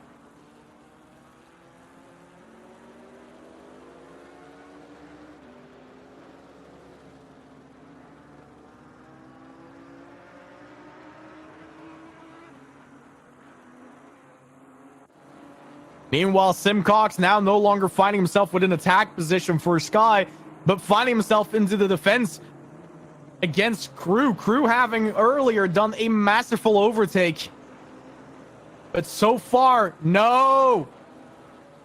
Oh no, the pit maneuver came in right there from Simcox onto Crew, and Crew flying into the barrier. Simcox, of course, doing the gentleman thing and letting him back by, but that's going to cost Crew crucial seconds on the straights, as his aero damage is definitely going to impact his behavior on the car. Probably lost at least half a second, probably about 10-20 seconds of repairs right there.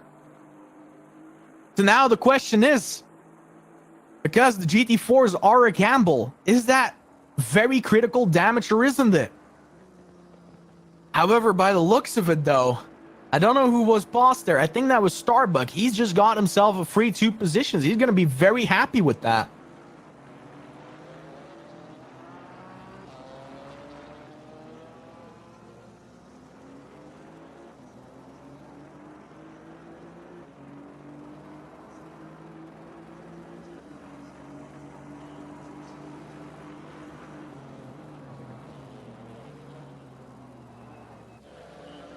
Barnett trying to find that opening on Eugenie.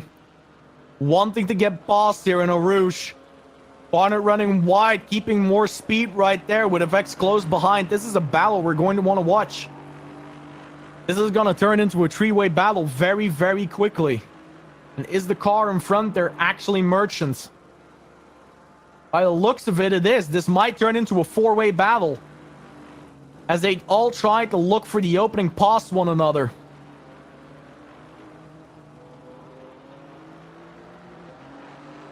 Barnett going to be the first one to try on Eugenie, though. Eugenie trying to hold that inside line, noticing Barnett isn't running for it. Realizing Barnett wants to hold that racing line just to not let FX too close right there. Meanwhile, Merchant slowly realizing that train of battling cars is catching up to him. He's going to start thinking about a way to get ahead of them. Way further out, FX still sitting there like a praying mantis, waiting to take his shot at either Barnett or Eugenie, not getting too close. Waiting for either to make a mistake.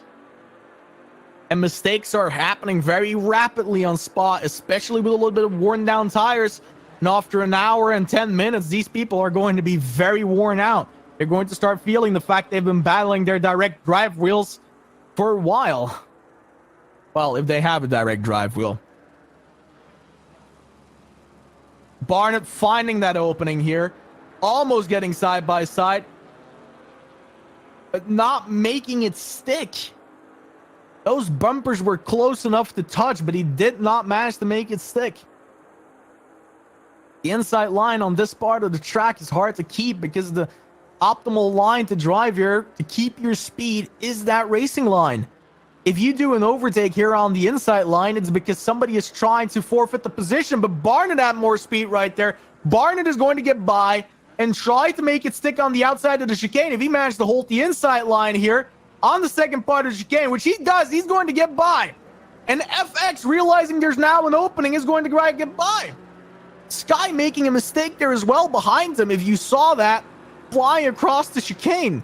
But now FX knows he has an opening on both Barnett and Eugenie, and he's going to try to make it work as well. He's going to look for that opening on Eau Rouge. He's going to look for the Camel Straight. Barnett, however, losing that position once more to Eugenie, as Eugenie is most definitely kissing both of his hands for all of the luck he's been having right now. And now it is all about who takes a Rouge the best. And of course, that's going to be FX, who has nobody to battle. Barnett almost flying into the barrier there. Meanwhile, Merchant is definitely profiting from the fact that this is a three-way battle, finding the gap, giving himself some peace of mind. But FX, being the beast that he is going to find the two gaps right there.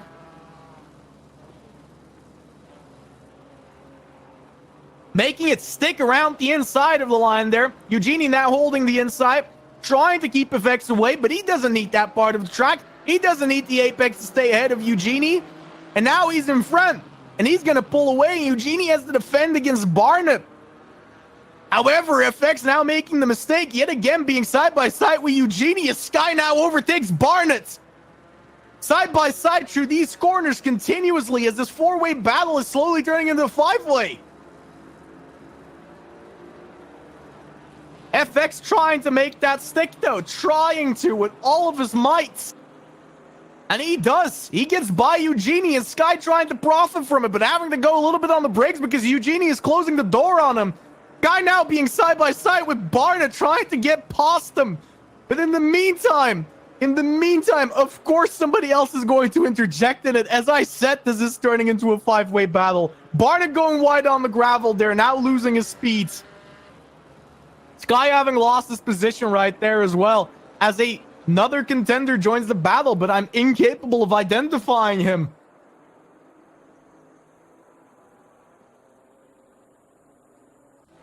Is that contender Tarbuck? It looks like it is, but the gap is slowly starting to grow. FX now being comfortable in his position, with Eugenie behind him, Barnett still behind Eugenie. FX is the one that profited from that situation, managing to overtake both Barnett and Eugenie, which he was behind the entire time. As a praying mantis, he sat there waiting for them both to make a mistake.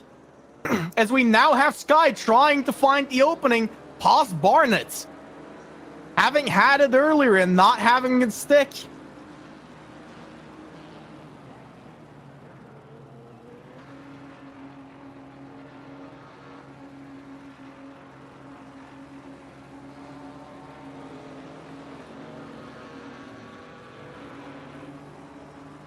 Plate now being in the pit lane, the pivotal moment that is going to decide on whether or not Ulrich will overtake him. You can literally feel the pressure mounting as we're going to watch Ulrich now coming to the crucial parts. Will Ulrich find the gap? Plate now coming up. This is going to be the battle to watch. The closing battle of the entire race, the last 10 minutes. As Plate is coming out of the pit lane behind Ulrich.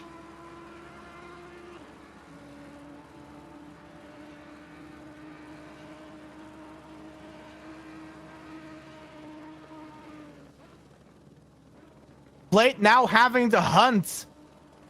Ulrich have played the long game. He was playing the long game, and he managed to make it work. He did the undercut earlier, and he's made it stick. Plate having led the entire race up until the last 10 minutes, having been outplayed by his other racing competitor. That gap is 3 seconds, and Plate has 9 minutes to close it. That's a near impossible task without a perfect run each and every lap. Plate has a quicker pace on his best by roughly 0.5 of a second. So it is not unclosable, but it does require Plate to make it stick 6 laps in a row, which is barely the time they have left. If Ulrich does not make a mistake here, he has won the British GT Spa Grand Prix.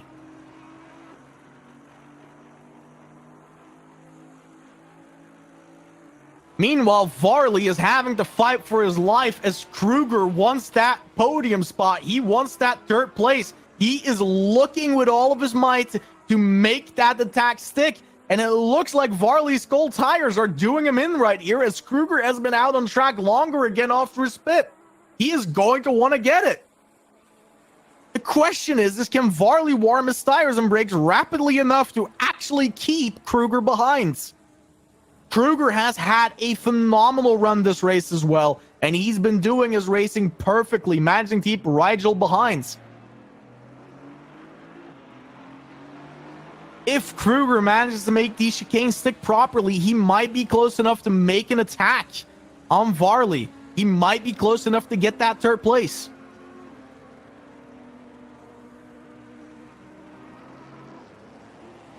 It's now all down to the last few laps, to that last moment where they've all been fighting for, to try and win it, to try and get it done.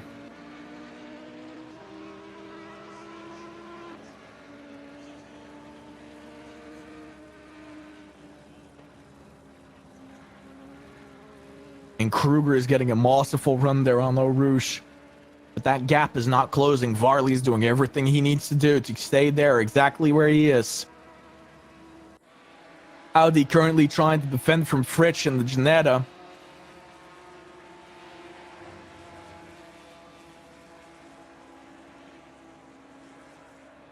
Will he be able to keep him behind? He's defending that inside line, but if that Ginetta gets close enough on the side-by-side action here, he will get past it. But he does not. That Ginetta does not manage to make it stick. However, there's another car here in the mix that wants to make it work. He wants to get by. That does not happen. However, Audi is not out of the clear yet. Audi and his Audi is going to have to take this hairpin perfectly so the Ginetta doesn't get the right run on it. Because Audi does need the perfect run on the straight here to keep another lap of the Ginetta behind them. As the last few people now start pitting with just a minute left on the clock.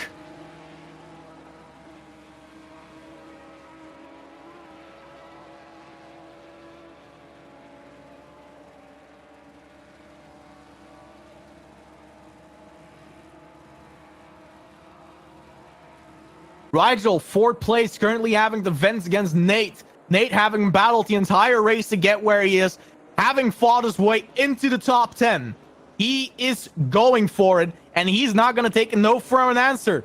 He doesn't want to hear the no from Rigel. He wants a yes on giving away that fourth position. That gap has been closing the entire time through. And it is going to keep closing.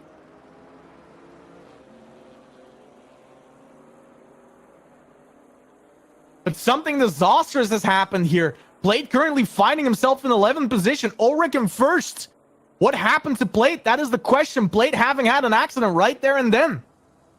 There is no other explanation. Varley currently finding himself in second position, having to defend from Kruger. Kruger now trying to fight and get that second spot. He wants the second spot on the podium. He's going to look for it, and he wants it. Plate, having had a masterful run, now finds himself in 12th position. That must be utterly frustrating, finding yourself so far down the list, even though you held on to first spot the entire time through. And the question remains, what happens?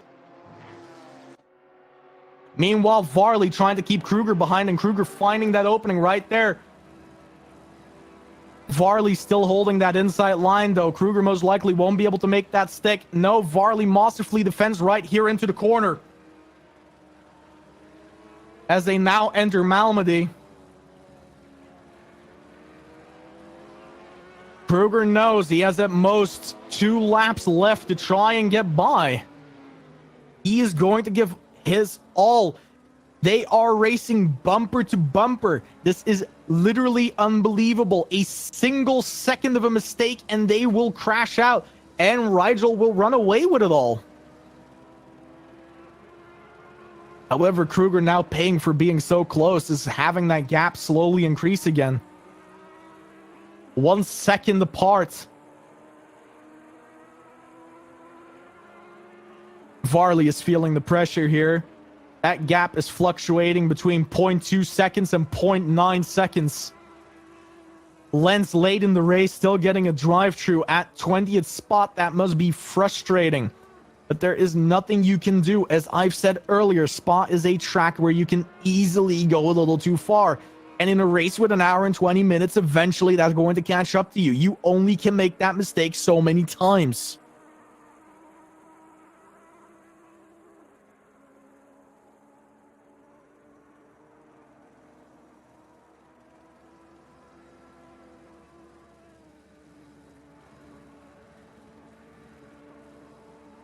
Kruger still wanting to get by right here.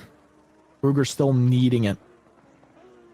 Kruger wants that second spot. Kruger wants and needs that position in his life right now. He knows it will solidify the position where he's at. He needs those points to climb closer to the top three in the standings. But Varley knows it too.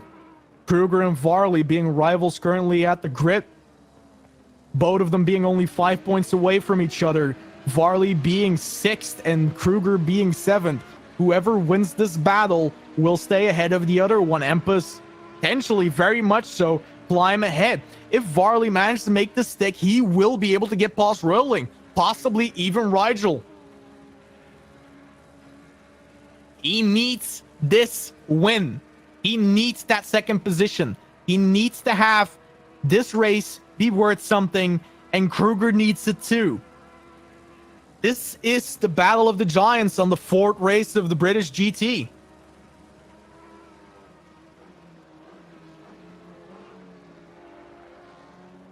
This is the fight for whoever still gets a shot at the title. Kruger looking for that opening, giving a small boop to Varley, but Varley managing to make it stick, managing to not spin out from it. Kruger now being a little further behind, probably shocked about the fact that he managed to hit his rival on the rear bumper. But the determination goes further. No doubt Kruger will try to launch another attack as we're slowly going to inch towards the last lap of the race. Ulrich not having to fear anything, being a decent 5 to 10 seconds ahead. This is it. Who will make it stick? Who will get what position?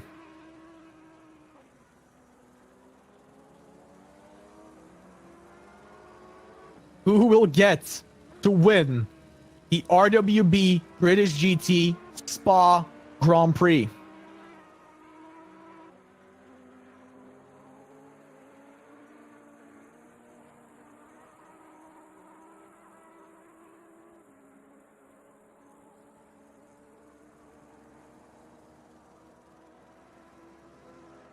As we go into the final lap, the battle for second position nears its closing.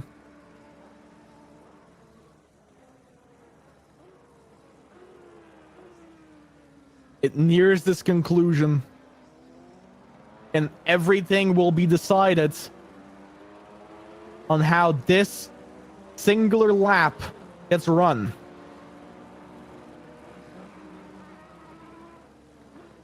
If they manage to make this hairpin stick properly, there's a big chance here that Kruger will not be able to overtake Varley. All that Varley has to do is get a good run on the Camel Straight, and he will be able to keep Kruger behind if he doesn't make any mistakes.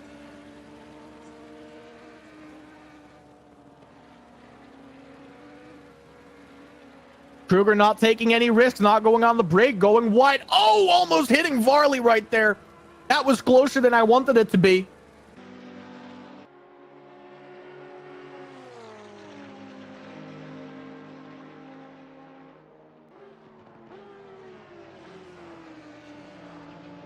Kruger looking for that opening still, though.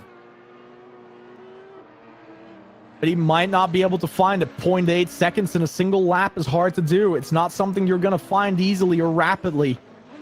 That requires Varley to now still make a mistake, as Hack's currently in 12th position, has also got on a drive-thru and is driving to the pit straight. There is still small upsets happening here. Much to the dismay of some people, most likely.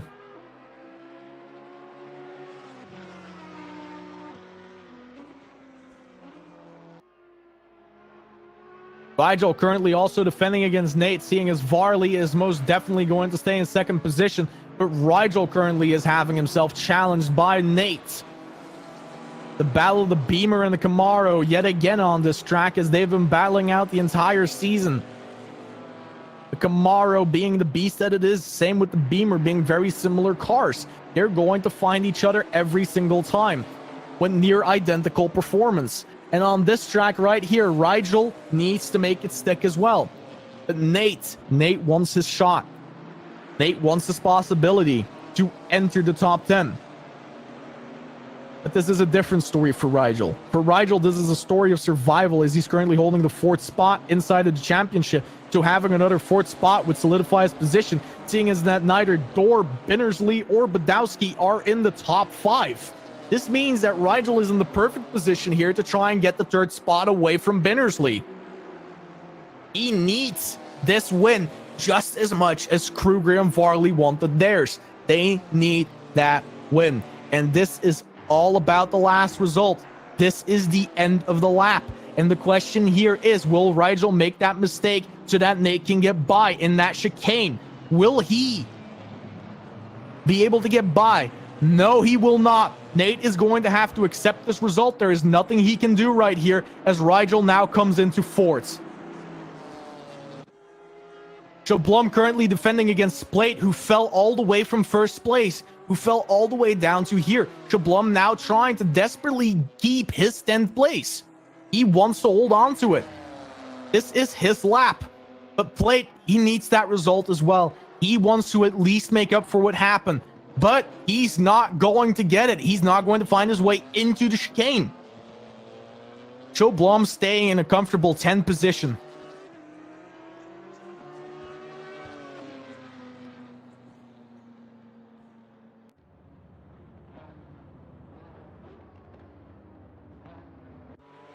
Further down the grid, Schaefer is now defending against Barnett.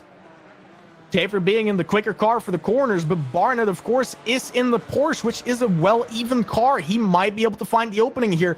If Schaefer locks out at 225 kilometers an hour, Barnett will be able to make that run on the last chicane, and the Porsche is a car that can make that stick very easily against the Ginetta.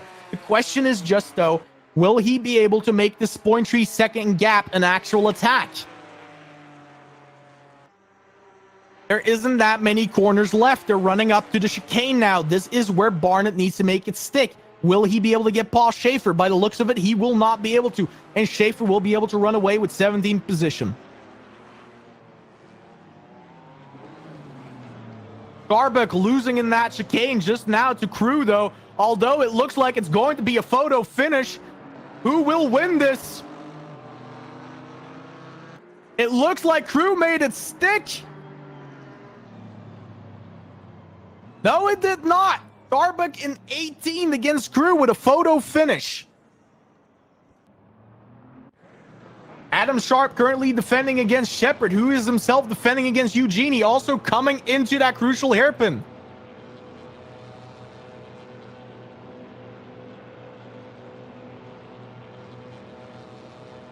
But it seems to be fine as the race is over.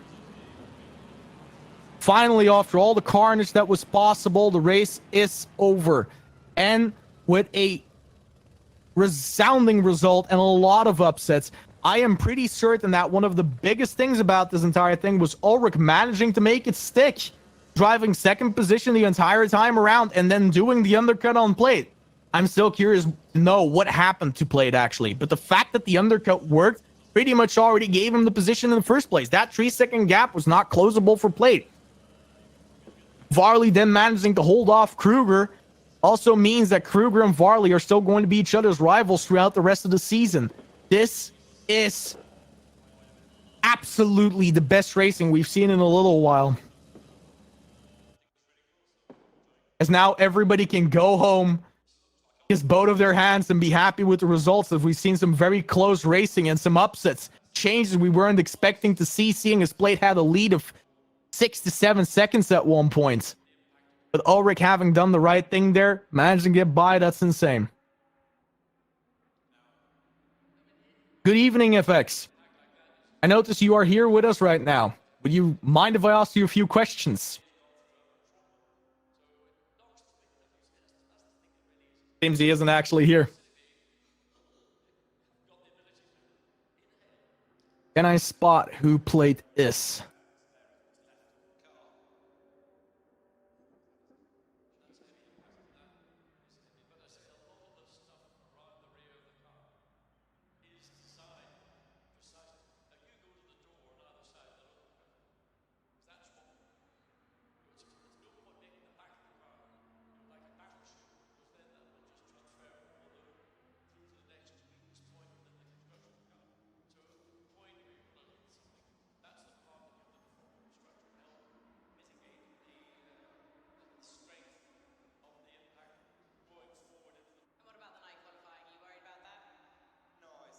Let's see if we can get the winners in here. But it does not seem like I'm getting any responses out of them. You look so calm. I mean, I expected you to be a bit more happy being the fastest man currently. Because it was 1 hour ago already, so now I'm calm. And we will see now. But it's good, but it's 24-hour race. So. Oh, that explains it. Plate having had an issue right there. It didn't register the pit stop. Having to go in a second time, losing it. That is very unfortunate. That explains where Plate went. That is not something he's going to be happy with. I wouldn't be. All good so far. Let's see. Keep it up. Thank you. This was a phenomenal GP. This was a fantastic Grand Prix. Thank you for joining us tonight.